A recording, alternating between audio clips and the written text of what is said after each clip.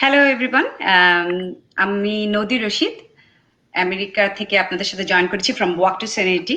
আমাদের অফিসটা ডিসিতে। আর আজকের অনুষ্ঠানটা আমাদের সাথে পরিচালনা করছে এখানকারই একটি TV channel NRB connect TV. আপনারা জানেন আমরা অনেকদিন ধরে একসাথে পার্টনারশিপে কাজ করে এসেছি। ডিফারেন্ট টাইমে ডিফারেন্ট ধরনের টপিকস নিয়ে এসেছি যেগুলা আমাদের লাইফের মেন্টাল হেলথের জন্য এবং আমাদের দৈনন্দিন জীবনের জন্য খুবই ইম্পর্টেন্ট। সো আজকের টপিকটাও খুব ইম্পর্টেন্ট একটা টপিক। আমরা অনেকদিন থেকে কথা হচ্ছিল যে এই টপিকটা নিয়ে একটু কথা বলি, যদিও আমরা একটা শো করেছিলাম আগে এই রিলেটেড। বাট আজকের টপিকটা হলো managing anxiety through work life integration. সেই প্রোগ্রামটা করার জন্য আমাদের সাথে আজকে যারা দর্শক হিসেবে আপনারা নিশ্চয়ই দর্শক হিসেবে যারা আমাদের সাথে আছেন তারা প্রশ্ন করবেন আমাদের যদি আপনাদের কোনো প্রশ্ন থাকে। আর গেস্ট হিসেবে আছেন আমাদের সাথে এজাজুর রহমান। উনাকে আপনারা অনেকেই হয়তো বা চিনে থাকেন। থ্যাংক ইউ ভাইয়া আমাদেরকে সময় দেওয়ার জন্য।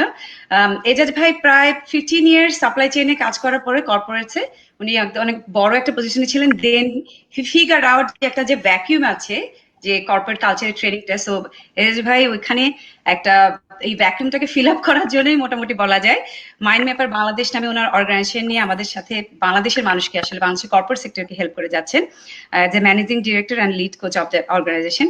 এছাড়া আমাদের সাথে আছে ডক্টর সাইদুল আশরাফ। ও আমার ছোট ভাই, আমি ওকে বলি আমার ছোট ভাই এবং বন্ধু। থ্রু ওয়াক টু সেনিটি অ্যান্ড এই প্রোগ্রামের মাধ্যমে ওর সাথে পরিচয়। বাট আমি আজকে দেখতে পাচ্ছি যে থ্যাংক ইউ সো মাচ। আমি জানি তোমাকে দেখলেই বোঝা যাচ্ছে you have so much going on and mental health is a big thing right now. আমরা সবাই এই প্যান্ডামিকের কারণে যে ক্রাইসিসের ভিতর দিয়ে যাচ্ছি সেটার জন্য তোমার সবার অনেক হেল্প লাগছে তোমার কাছ থেকে। সো ও লাইফ স্প্রিং লিমিটেডের managing director and lead psychiatrist. Thank you Ashraf আমাদের সাথে থাকার জন্য। এছাড়াও আছে দিলরুবা এস খান। দিলরুবা আপুকে আমি অনেক আগে থেকে চিনি। আপু এইচআর এ বাংলাদেশে মোটামুটি সব রিনাউন্ড অর্গানাইজেশনেই কাজ করে আছে। লাস্ট 10 ইয়ার্স ধরে বিভিন্ন অর্গানাইজেশনের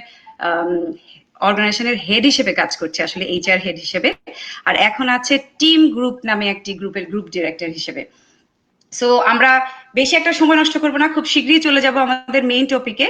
সো আজকের টপিকটা যেহেতু আসলে ওয়ার্ক লাইফ ইন্টিগ্রেশন এবং কিভাবে সেই আমরা এনার্জি আমাদের অ্যাংজাইটিটা ম্যানেজ করতে পারি। সো দেখা গেছে যে আমেরিকান ইনস্টিটিউট অফ স্ট্রেস একটা স্ট্যাটিস্টিক্স দিয়েছে যে 46% of our stress comes from দেখা যায় যে ওয়ার্কলোড থেকে। কারণ দিনের একটা অর্ধেকটা সময় কিন্তু আমরা ঘুমের থেকে উঠি এবং কাজে যাওয়া, commute, deadline and all sort of things, এই সবকিছু নিয়ে দেখা গেছে যে 10 থেকে 12 ঘন্টা সময় আমাদের চলে যায়। সেই জন্য 46% of our stress comes from workload and 28% of the stress comes from like people issues যে আমার কাজে আমার কলিগের সাথে আমার সম্পর্কটা কেমন, আমার পরিবারের মানুষের সাথে অথবা আমার বন্ধুর সাথে সম্পর্ক কেমন, সেটার থেকে আসে 28%। তো দেখতেই পাচ্ছেন যে আমাদের personal people issues and work লাইফে কিন্তু দেখা গেছে যে আমাদের মোটামুটি 75% অফ আমাদের যে স্ট্রেস সেটাতে কন্ট্রিবিউট করে। আর এটা ছাড়াও আছে হলো 20% আছে হলো কি আমাদের ওয়ার্ক লাইফে যে জাগলিংটা আমরা করতে থাকি সেটা। আর 6% দেখা গেছে যে more of like uncertainty of job. So এই জব ইনসিকিউরিটিটা এই যে চারটা কথা আসলে এই আমেরিকান ইনস্টিটিউট অফ স্ট্রেস বললো, এটা ছাড়াও আসলে অনেক কিছুই আছে হয়তোবা যেটা ওরা অতটা প্রাধান্য দিয়ে বলেনি। বাট সবচেয়ে বড় যেটা আমরা এখন আসলে ফেস করছি যে আনসার্টেনিটি, যে আমরা একটা জিনিসের জন্য প্রিপেয়ার্ড না, সেটা যখন চলে আসে that also causes lot of stress. অথবা এমন একটা ঘটনা ঘটলো যেটা আমি এক্সপেক্ট করি নাই, সেই ঘটনাটা আমার লাইফে ঘটলো, বা আমি একটা জিনিস চাচ্ছিলাম হোক সেটা হলো না, সেটাও এক ধরনের স্ট্রেস আমাদের লাইফে মানে কন্ট্রিবিউট করে থাকে। সো সাইকোলজি টুডে বলে একটা অর্গানাইজেশন আছে, তারা বলছিল যে অন এভারেজ আমাদের মানুষের ভিতরে ডেইলি আমরা 25 to 50,000 থটস সেটার ভিতর আমরা আমাদের ভিতরে চিন্তা বিভিন্ন রকম আসতে থাকে। সো যদি daily 25 to 50,000 in a month দেখা গেছে যে over a million thoughts আমরা go through করি, and in a year more than 18 million thoughts আমাদের মাথার মধ্যে ঘুরতে থাকে আমাদের মাইন্ডে। সো স্বাভাবিকভাবেই একটা মানে 18 million thoughts যদি in a year আপনার মধ্যে দিয়ে প্রতিদিন এরকম যেতে থাকে, it's very obvious we're going to be tired, we're going to be exhausted. So we shouldn't really feel bad যে why we are tired or why am I exhausted, because আমার mind is like গাদাফার বলে একজন পণ্ডিত আছেন, ওনার আসলে আমি একটা lecture শুনছিলাম। তো উনি বলছিল যে উনি একজন মঙ্ক। সো বলছিল যে উনাদের মানস্ট্রিতে শিখায় যে কিভাবে করে how to take care of your mind.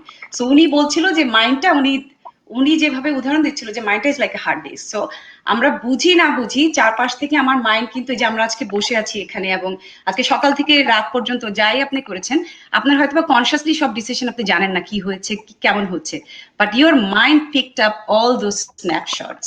So যেহেতু মাইন্ড সবই জানতে পারে এবং সে সবকিছু দেখতে পায়, আমি কনসিয়াস থাকি কি না থাকি তাতে কিছু যায় আসে না, সেই জন্য মাইন্ড অনেক অকুপাইড থাকে। And that's how it's like 18 million thoughts in a day we go through.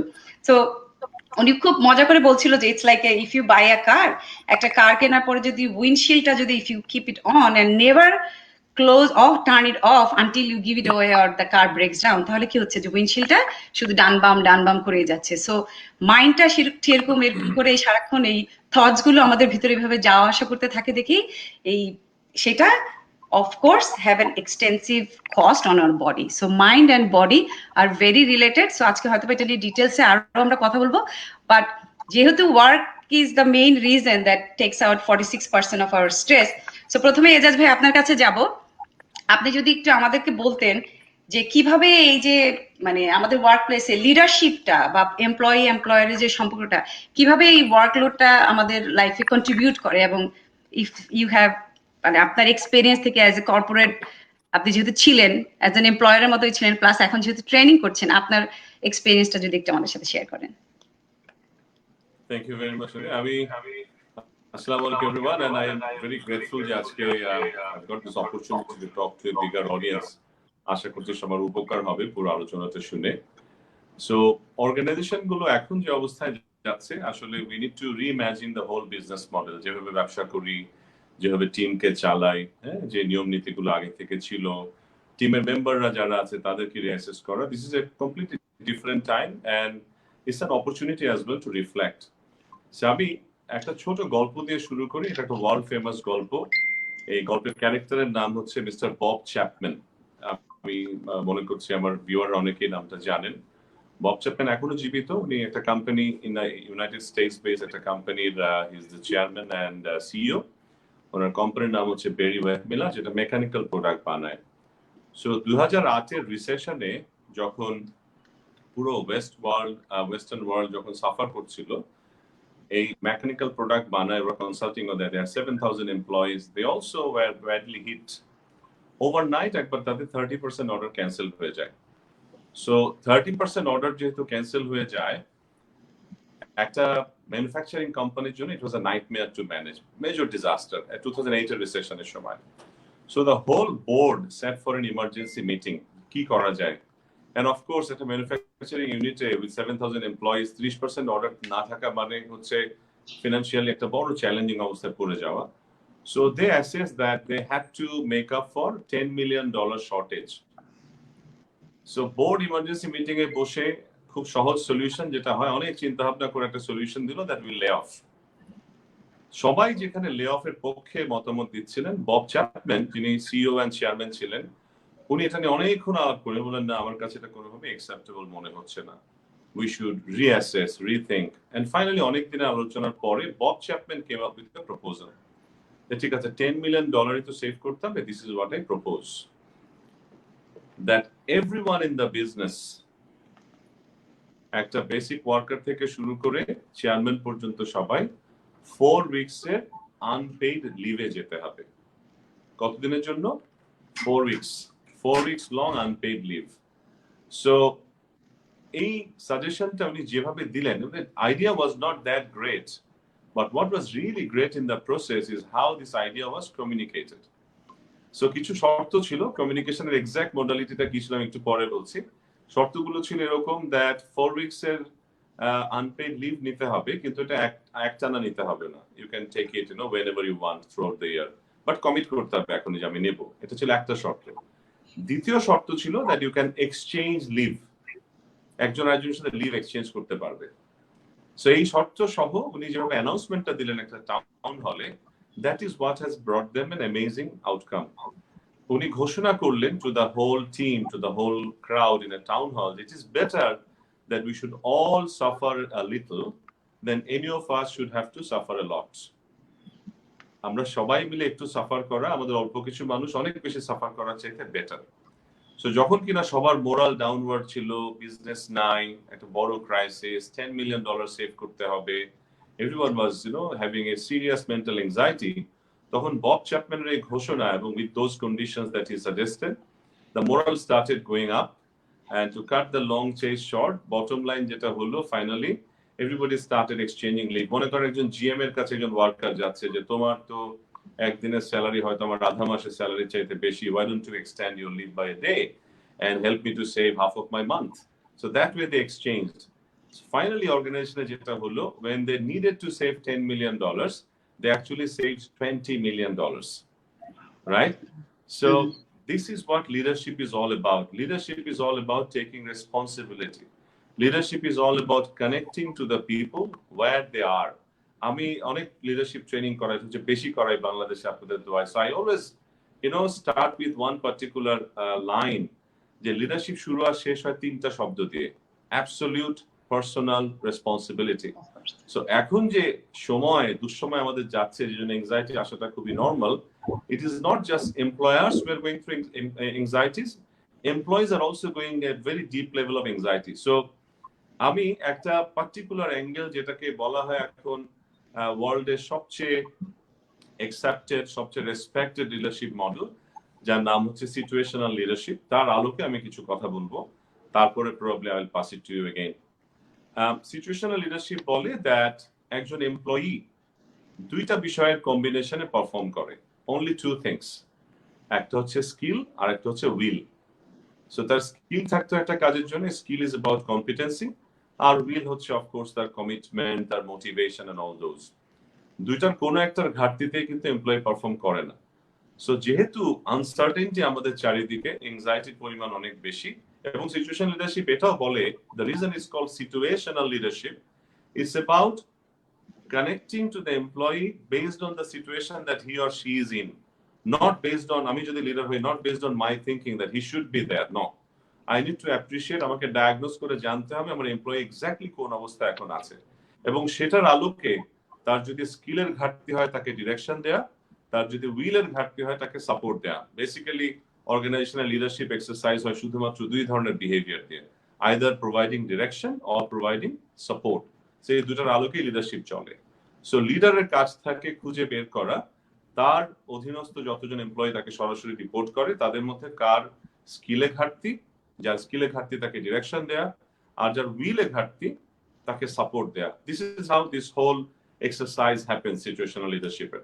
এবং তিনটা বড় টুল, যেটা হয়তো আজকের দিনে সবার আবার একটু নতুন করে মনে করা দরকার, which makes us to a situational leader. First one হচ্ছে ডায়াগনোসিস করতে পারা। এখন ডায়াগনোসিস করতে পারা মানে হচ্ছে where exactly my team member belongs. Is he having a challenge with regard to his motivation? বাসায় কোনো কনটেক্সট চেঞ্জ হওয়ার কারণে তার মোটিভেশন চেঞ্জ, এখন যেভাবে যে কন্ডিশন প্রিভেল করছে, ঘর বাড়িতেও কিন্তু সারা বছরের কন্ডিশন নাই। যারা এই সময় স্কুলে থাকা, কাজে থাকার কথা, তিনিও বাড়িতে। So the entire context is different. আমাকে অফিস সামলানোর পাশাপাশি ফ্যামিলিয়াল কিছু কাজকর্মে মন সাপোর্ট দিতে হচ্ছে। All this are happening. So লিডারের সিচুয়েশন লিডারশিপের মডেল অনুযায়ী ফার্স্ট কাজ হচ্ছে খুঁজে বের করা যে টিম মেম্বার তার কি ঘাটতি স্কিলে হচ্ছে নাকি উইলে হচ্ছে। দ্বিতীয় যোগ্যতা যেটা আমাকে অ্যাচিভ করতে হবে সেটা হচ্ছে flexibility. One size fits all বলে কোনো লিডারশিপ নাই। আমাকে আমার মেন্টাল ফ্লেক্সিবিলিটি অ্যাচিভ করতে হবে, যে এমন ফ্লেক্সিবিলিটি যার মাধ্যমে সবসময় ফ্লেক্সিবল থাকবো, that based on the realities of my team member তাকে আমি সঠিক টাইপের লিডারশিপ প্রোভাইড করবো।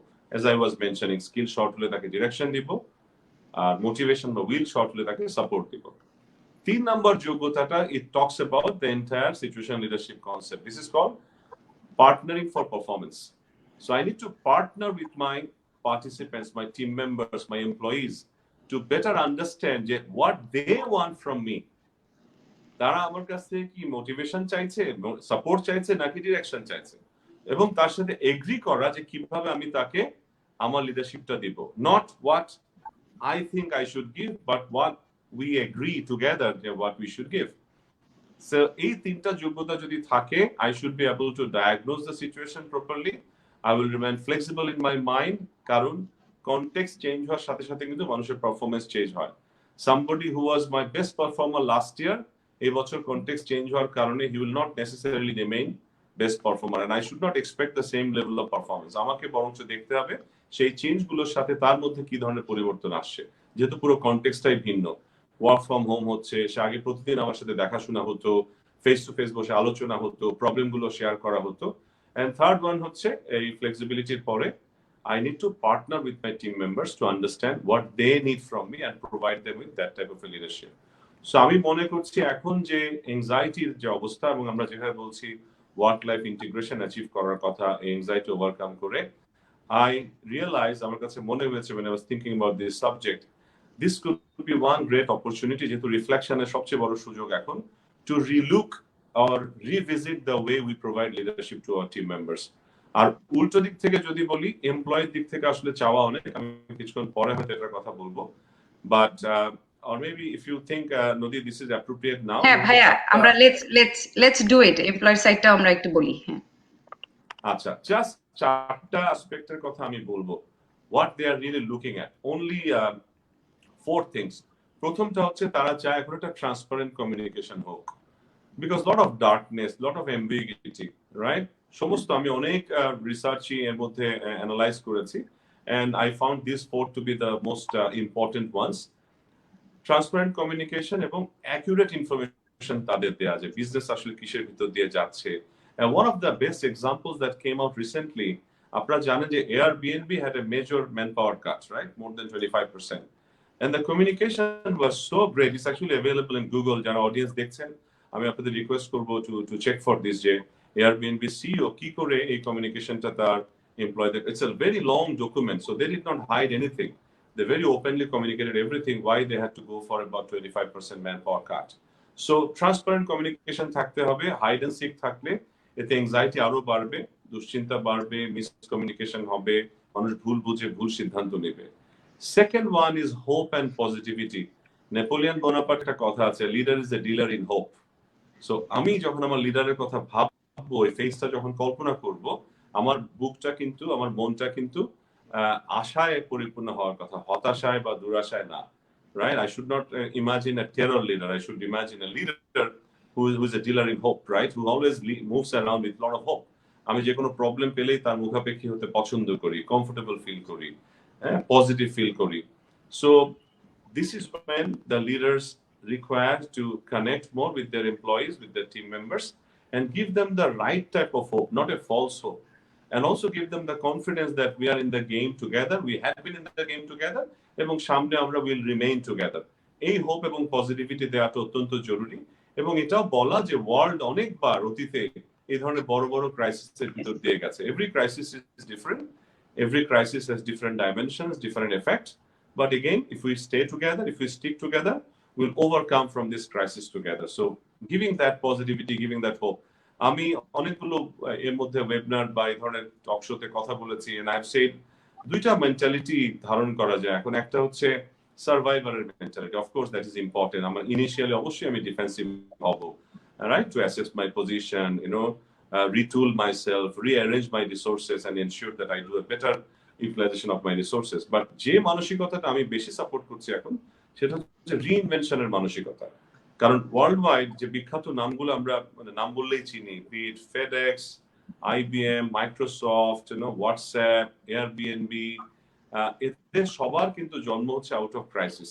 সো এই এক্সাম্পল গুলো এমপ্লয়ীদের সামনে নিয়ে আসা, যে পৃথিবীতে অনেক বড় বড় আবিষ্কার কিন্তু ক্রাইসিসের সময় হয়েছে। Necessity is the mother of invention, as they say.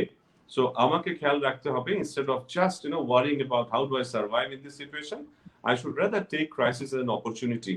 So I should also encourage my team members to look for new opportunities, share new ideas, remain open, remain flexible. এখন কিন্তু একটা মানে পরিস্থিতির কারণেই কমিউনিকেশন চ্যানেল কিন্তু এখন ভিন্ন হয়ে গেছে। যে জুনিয়র মানুষটা প্রতিদিন এমডি কে দেখার সুযোগ পেত না, এখন কিন্তু অনলাইনে মিটিং হওয়ার কারণে একটা অফিসারও মিটিং এ বসে, even he is having a direct channel with the managing director or the CEO, so he can also express his views. So we need to give a lot of hope and positivity to the employees. This is what the employees expect. Third one is flexibility. Jehetu the context we belong today is not a similar context like any time in the past, পৃথিবীতে যারা বেঁচে আছে বলা হচ্ছে গত 100 বছরে এমন কোনো সিচুয়েশন দেখে নাই। সো ধরে নেওয়া হয় মোরলেস সবাই এই ধরনের সিচুয়েশন দেখে অভ্যস্ত না। এখন যেহেতু একটা দুরবস্থা চলে আসছে, একটা খারাপ অবস্থা চলে আসছে, and we have lot more challenge than in usual time, একটা ইন্ডিভিজুয়াল অবশ্যই আশা করবে তার এমপ্লয়ার তাকে সেই ধরনের ফ্লেক্সিবিলিটি দিবে to balance with their work and life. And we are not talking about work-life balance, we are rather talking about how do we integrate it in a manner যাতে work লাইফের যে level of productivity আমি joyfully কাজ করতে পছন্দ করি সেটাও দিতে পারি, একই সাথে আমার ফ্যামিলির যে নতুন প্রায়োরিটি গুলো সামনে চলে এসছে যেটা আমাকে নর্মালি দেখতে হতো না, ওখানে I can spend time because at the end of the day I cannot just overdo things and completely ignore what I have in front of my eyes. Yeah. And plus আসলে ভাই আপনার সাথে একটু add করি এখানে যে যেহেতু আমরা আসলে একটা দিনের মানে উইকডেজে কিন্তু সবকিছু ওপেন, রাইট? একটা দিনের একটা বড় অংশটাই আমরা সবাই অফিসে থাকছি। এখন যদি ওই ইন্টিগ্রেশনটা আমাদের না থাকে, there are a lot of things that you need to take care during your এই ওয়ার্কিং আওয়ারটা তো সবার জন্য fixed, we'd have to do that. আর at the same time it's not যে আমি একটা টাইম পরে আমি ল্যাপটপ, এখন তো আমাদের সাথে যেহেতু because of mobile phone and laptop আমার ওয়ার্ক স্টেশনটা সেট না, যেখানে ছিলাম সেখান থেকে বের হয়ে আসলাম মানে it's I am done with it তা না।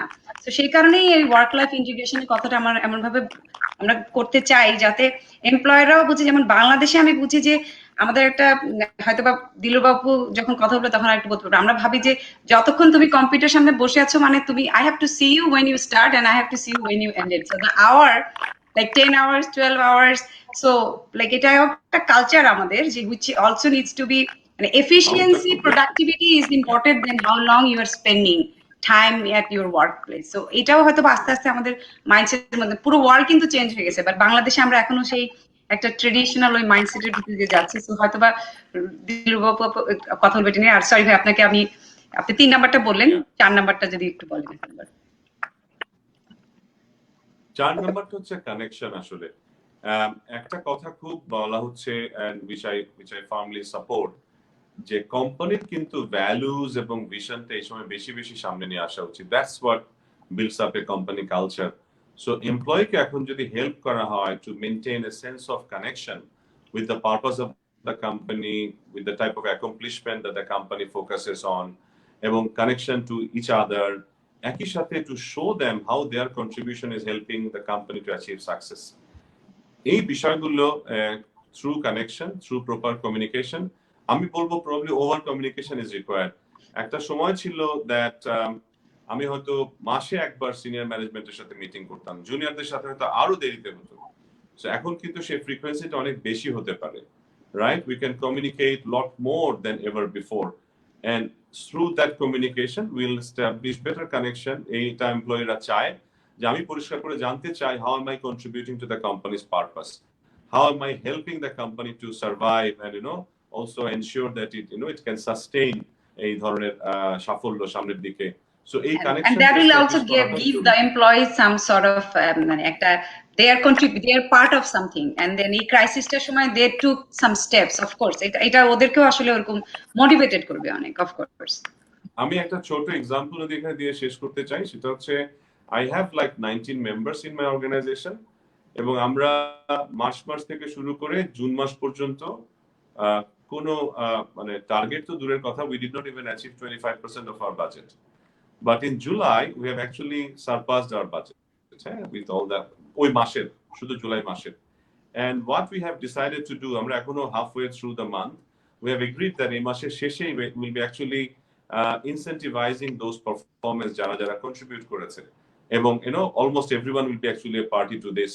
So আমি মনে করছি এভাবে we are also going back to the employees to help them understand that we recognize how much contribution they are making to the company's sustenance.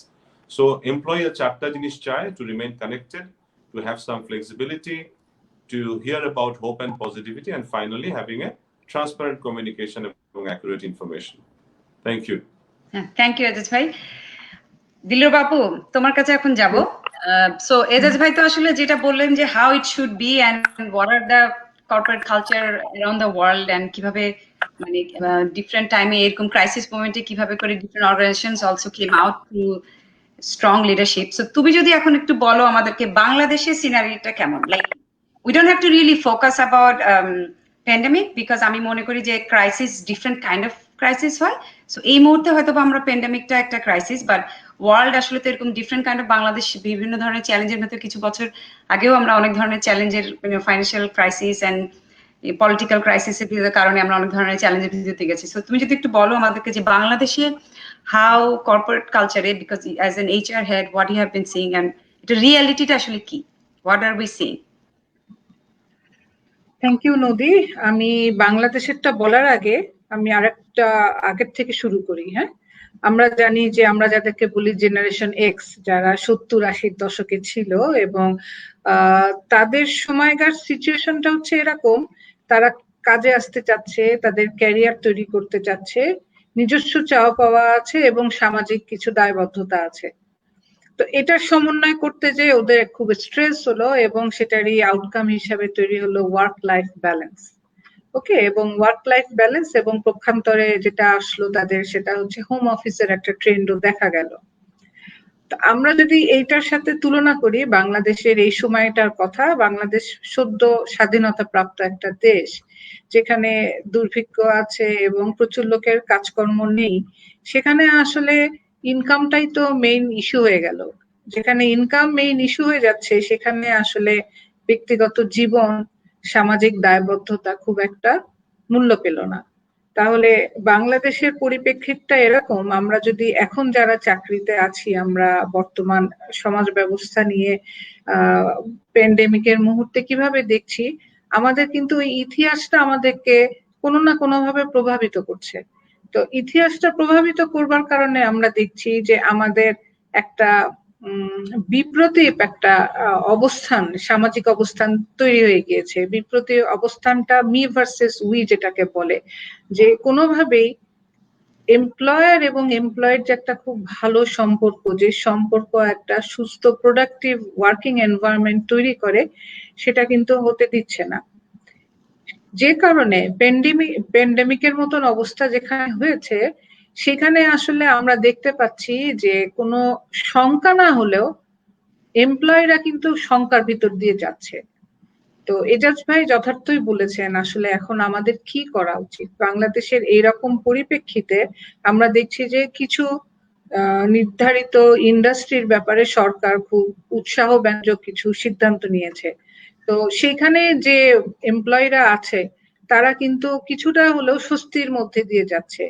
কিন্তু বৃহৎ জনগোষ্ঠী যে এরিয়াতে কাজ করছে, সেখানে কিন্তু কোনোভাবেই স্বস্তি আসছে না। এবং স্বস্তি না আসার অন্যতম একটা কারণ, এজাজ ভাই যতগুলো কথা বললেন এখানে, যেটা হওয়া উচিত, যেটার মাধ্যমে আমরা একটা ভালো ফলাফল পেতে পারি, সেই বিষয়গুলো কিন্তু কখনোই আসলে ওভাবে গবেষণাও হচ্ছে না, বা ওভাবে মূল্যায়নও করা হচ্ছে না, বা এদিকে দৃষ্টি দেওয়া হচ্ছে না। আমরা কিন্তু এখন বলছি যে এখন যোগাযোগ ব্যবস্থা অত্যন্ত উন্নত, কাজে আমরা যখনই যে তথ্য পেতে চাই, পাওয়াটা কিন্তু কোনো ব্যাপার না।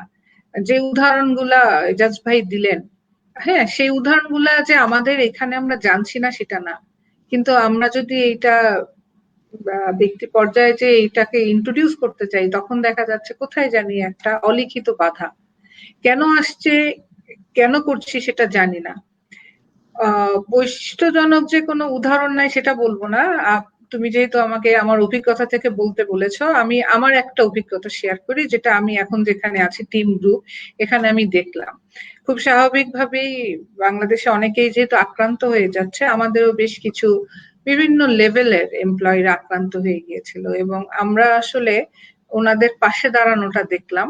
এখানে কোনো লেভেল মেনটেন করা হয়নি, প্রত্যেকের জন্যই সমপরিমাণ সহমর্মিতা দেখানো হয়েছে, যাতে কেউ মনে না করে যে আমি আসলে আলাদা কেউ, বা আমি যে পজিশনে কাজ করি এই কারণে আমাকে আলাদাভাবে দেখা হবে, সেটা করা হয়নি। আমরাও যতটা সম্ভব, যত বেশি সম্ভব আমরা চেষ্টা করছি যে সেটা মানে ব্যবসা তো অবশ্যই বাধাগ্রস্ত হয়েছে এই সিচুয়েশনে। তারপরেও যেটা এজাজ ভাই বললেন যে ওনার 19 জন, আমাদের 18,000-এর অধিক, কিন্তু আমরা চেষ্টা করছি 18,000 যে একটা পরিবার, আমরা সেই পরিবার নিয়েই থাকতে, যেভাবে আমরা করতে পারি। আমি আমারটা বললাম, আমি পারিপার্শ্বিক কিছু খোঁজ খবর যেরকম পাচ্ছি, একটা বেশ সুখ্যাতি আছে, এরকম একটা কোম্পানি যে জিনিসটা করেছে, বেশ কিছু লোক ছাঁটাই করলো তারা। তাদের লোক ছাঁটাইয়ের দুটা নির্ধারিত পন্থা তারা নিয়েছে। একটা হচ্ছে যে সবার শেষে যে চাকরিতে জয়েন করেছে তাকে আগে বাদ দিয়ে দিয়েছে, আর যিনি অধিক বেতন পান তাকে বাদ দিয়ে দিয়েছে। এখন এই সিদ্ধান্তটা কারোর মাথা থেকে নিশ্চয় এসছে এবং তার কারণেই হয়তো এটা বাস্তবায়ন করেছে, কিন্তু এটা লং টার্ম ইম্প্যাক্টটা চিন্তা করলো না। ব্যবসা কিন্তু আবার ব্যাক করছে বাংলাদেশে, যে ব্যবসাগুলো চলে গিয়েছিল বা সাময়িক বন্ধ ছিল। তো ব্যবসা যখন আসবে, ব্যবসা চালাতে গেলে খুব স্বাভাবিকভাবে মানুষ লাগবে, কিন্তু মানুষ কিন্তু ওই কোম্পানিতে আবার জয়েন করতে গেলে দ্বিতীয়বার চিন্তা করবে। কাজেই এটার আসলে কোনো বিকল্প নাই, যেটা এজাজ ভাই বলেছেন যে আমরা যদি ভবিষ্যতের কথা চিন্তা করে বর্তমানের এই অবস্থানটাকে ম্যানেজ করতে পারি, হ্যান্ডেল করতে পারি, তাহলে কিন্তু আমার ব্যবসাটা শুধু কনফার্ম হবে না, আসলে সুদৃঢ়ও হবে। এবং জাস্ট আমি কয়েকটা পয়েন্ট আসলে একটু বলতে চাচ্ছি যে আমরা এখন কাদেরকে নিয়ে কাজ করছি। আমরা তো 70-80 দশকের কথা বললাম, জেনারেশন এক্স, কিন্তু এখন মিলেনিয়াল, তাই না? এদের মন মানসিকতাটা কেমন? এরা কিন্তু বলছে না যে আমি আমার ক্যারিয়ারের জন্য আমার লাইফস্টাইলকে স্যাক্রিফাইস করব, ওরা বলছে আমার লাইফস্টাইলের সাথে যেটা চাই আমি সেটাই করব। তো এখন হ্যাঁ, এবং এটা এদেরই তো সংখ্যা বেশি, ডেমোগ্রাফিক বেনিফিটস এখন এদের। কাজে আমরা যদি অন্য স্রোতধারায় ভাসতে থাকি তাহলে কিন্তু আমরা পিছিয়ে যাব, আমরা আগাতে পারবো না। যেমন আমরা জাস্ট নিজেরাই আলোচনা করছিলাম যে আমরা মার্জিনালি কিভাবে সেভ হয়ে গেলাম। কারণ আমাদের এখানে আমাদের আইটি কোম্পানি আছে, ওরা ডিসেম্বর থেকে শুরু করেছিল আমাদেরকে যাতে আরো কিছুটা আইটি এনাবেল করতে পারে। তোমরা হয়তো বা MS টিমস এর কথা শুনেছো, যেটা আমরা অফিসিয়ালি এটা ইন্ট্রোডিউস করেছিলাম। তখনও কিন্তু এভাবে প্যান্ডেমিক ছিল না, বা প্যান্ডেমিক বলে কিছু আসবে জানতাম না। আমরা এখন শুধু বলি যে আমরা কত সৌভাগ্যবান আমরা এটা করেছি, আমরা কিন্তু কোনোভাবেই টের পেলাম না যে আমরা আইসোলেশনে আছি, আমাদের কোয়ারেন্টাইন করতে হচ্ছে, আমাদের হোম অফিস করতে হচ্ছে। বিষয়টা যেটা ছিল আগে সেটাই, শুধু কিছু বাড়তি পাওনা হয়েছে, যেটা এজাজ ভাই বললেন যে আগে হয়তো বা মাসে একবার বা কয়েক মাসে একবার যাদের সাথে যাদের যোগাযোগ হতো, সেই যোগাযোগটা এখন আসলে খুব অবলীলায় খুব সুন্দর মতন হচ্ছে। তাতে আসলে আমার মনে হচ্ছে সৌহার্দ্যটা আরো বেড়েছে। এখন প্রশ্নটা কিন্তু ঠিক এই জায়গাটায় নদী, এই যে সিচুয়েশনটা হলো, আমি এটাকে কিভাবে হ্যান্ডেল করব? আমি কি এটাতে ভয় পেয়ে যাব? আমি কি প্যানিক তৈরি করব? নাকি আমি মনে করে নিব যে ইটস অলসো টেস্ট, আমি পরীক্ষার মধ্যে যাচ্ছি এবং আমি চাইলেই পাস করতে পারি। তো এখানে দুই পক্ষেরই কিন্তু ভূমিকা আছে। আবার আমরা যেটা দেখছি যে আমরা তো ওয়ার্কারদের সেফটি সিকিউরিটির জন্য বলছি তুমি হোম অফিস করো, কিন্তু হোম অফিসেরও কিন্তু কিছু গাইডলাইন আছে। আমার অফিস টাইম কিন্তু চেঞ্জ হয়নি, অফিসে একজন যিনি যেতে হয়েছে অফিসে, তিনি অফিসে অপেক্ষা করছেন, আর আমি হোম অফিস করছি বলে আমি আউট অফ কানেকশন। তাহলে কিন্তু আসলে মনে হতে পারে যে অফিসের নিয়মটাকে সম্মান করলাম না, কিন্তু গভীরভাবে ভাবলে বুঝতে পারবো আমি আসলে আমাকেই সম্মান করলাম না। কারণ হচ্ছে গিয়ে এটা কিন্তু নোটিফাইড হয়ে থাকলো। অফিসে যেহেতু সামনে ঘুরছি ফিরছি, যে কথাটা তুমি বলেছিলে যে ফিজিক্যাল আওয়ার কতক্ষণ, সেটা দিয়ে আগে কাউন্ট করা হতো এক একজনের ক্রেডিবিলিটি, এটা কিন্তু এখন চেঞ্জ হয়ে গিয়েছে। এখন আমাদের চাওয়া পাওয়া গুলোও চেঞ্জ হয়ে গিয়েছে। লাইক একটা মানে যে বসের এমপ্যাথি আছে, আগে কি করতো, অনেক কাজ টাজ করিয়ে ছেলে মেয়েদেরকে বলতো let's go for a dining out. এখন কিন্তু সেই বসটা জিজ্ঞাসা করছে, ও আচ্ছা তোমার হেডফোনের প্রবলেম, ঠিক আছে I am there for you. So এখন এই যে সিচুয়েশনের সাথে কিন্তু আমাকে অ্যাডজাস্টমেন্টের দিকে যেতে হবে। কাজেই যে জিনিসটা এক সময় ছিল ওয়ার্ক লাইফ ব্যালেন্স, এখন এই পরিবর্তিত পরিস্থিতিতে আমার আসলে ওয়ার্ক লাইফ ইন্টিগ্রেশন ছাড়া সম্ভব না। আগে আমরা মানে আমি আমারই একটা উদাহরণ দিতে পারি। আমার অফিস উত্তরায়, আমি থাকি নিকেতনে, আমার বাচ্চাদের কোচিং গুলশানে। সো এটাকে আমি যখন ম্যানেজ করতে যাচ্ছি তখন দেখা গেছে আমার সিকিউরিটি, টাইমলিনেস সবকিছুতে সাথে পারছি না, কিন্তু আমরা নিজেরাই বসে বসে কিন্তু ব্রেন মানে ওয়ার্কআউট করি কিভাবে করা যায়। দেখা গেছে ওর বই খাতা নিয়ে আমার অফিসে চলে আসলো, আগে চলে এসে ওর পড়াশোনা করলো, আমার একটা মিটিং আছে, আমি ওকে কোচিং এ নামিয়ে আমি মিটিং এ চলে গেলাম। So I am happy, because আমার যে সন্তুষ্টি সেটা হলো যে আমি ওকে সেফটি সিকিউরিটির মধ্যে রাখলাম। ও হ্যাপি যে ওকে কোচিংটা মিস করতে হলো না। এই যে বিষয়, জাস্ট আমি এই উদাহরণটা যে বুঝাতে চাচ্ছি যে আমাকে আমার অফিস এই সুযোগটা দিয়েছে, আমার এই ওয়ার্ক লাইফ ইন্টিগ্রেশন, কিন্তু এটা রিটার্নটা কি হচ্ছে, আমি কিন্তু অনেক বেশি ডিভোটেড ভাবে কাজ করছি। যখন ওয়ার্ক লাইফ ব্যালেন্স ছিল আমি ঠিক 5টায় বের হয়ে গেছি অফিস থেকে, সরি আমার মেয়েকে কোচিং এ নামাতে হবে। সো তখন আমি দুইটার ভিতরে একটা আসলে এক ধরনের কম্পিটিশন। আমি ব্যাপারটাকে এইভাবে বলি যে ব্যালেন্স জিনিসটা আসলে নিক্তিতে তোলার মতন, বাটখারা দিয়ে দিয়ে উঠিয়ে নামিয়ে দেখতে হয় ইকুয়াল হলো কিনা। আমরা ম্যানুয়ালেরটা বলছি, আমরা যদি অটোমেশনের কথা বলি, যেটা ইলেকট্রিক ব্যালেন্সিং আছে, যেটা ইলেকট্রিসিটি চলে গেল আমি করতে পারলাম না, থেমে থাকলাম। বাট আমি যদি আমার কাজটাকে এবং আমার এই জীবনটাকে আমি যদি একই সাথে সমন্বয় সাধন করে ফেলতে পারি, এবং এইটার জন্য যে জিনিসটা দরকার অনেক বিশাল মন মানসিকতা। আমরা ওই যে গদবাঁধা যে ধারণাটা, যেটা এজাজ ভাই বললেন যে one size doesn't fit to all, এই যে একটা কনসেপ্ট যেটা অনেক দিন ধরে বাংলাদেশে প্র্যাকটিস হচ্ছে, এইটার বাইরে আসলে এগিয়ে আসতে হবে। এখন আমরা অনেক মেথডের কথা বলি, অ্যাজাইল মেথড, কেন এইগুলা আসলে সারা বিশ্বে এভাবে জায়গা করে নিচ্ছে? আমরা বাংলাদেশেও যদি এইগুলোকে আমাদের কাজের ভিতরে আমরা সম্পৃক্ত করতে না পারি, আসলে আমাদের জন্য অবস্থানটা খুব সুখকর হবে না। থ্যাংক ইউ রুবা আপু।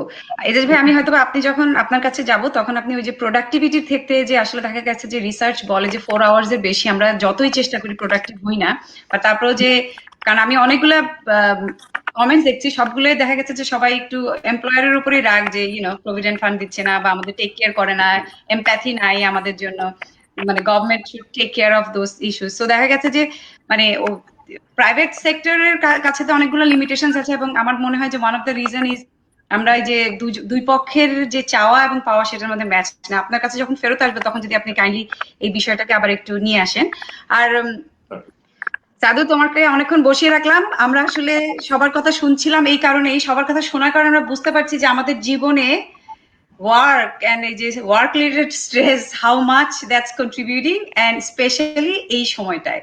সো তুমি যদি আমাদেরকে একটু বলো যে অ্যাংজাইটি অথবা স্ট্রেস কিভাবে আমাদের মানে ফিজিওলজিক্যালি এটা কিভাবে ওয়ার্ক অন আস, এবং কি ধরনের সিমটমস এটার কারণে আমরা বিভিন্ন ধরনের রোগ যে আমাদের হয় সেগুলা কেমন হয়।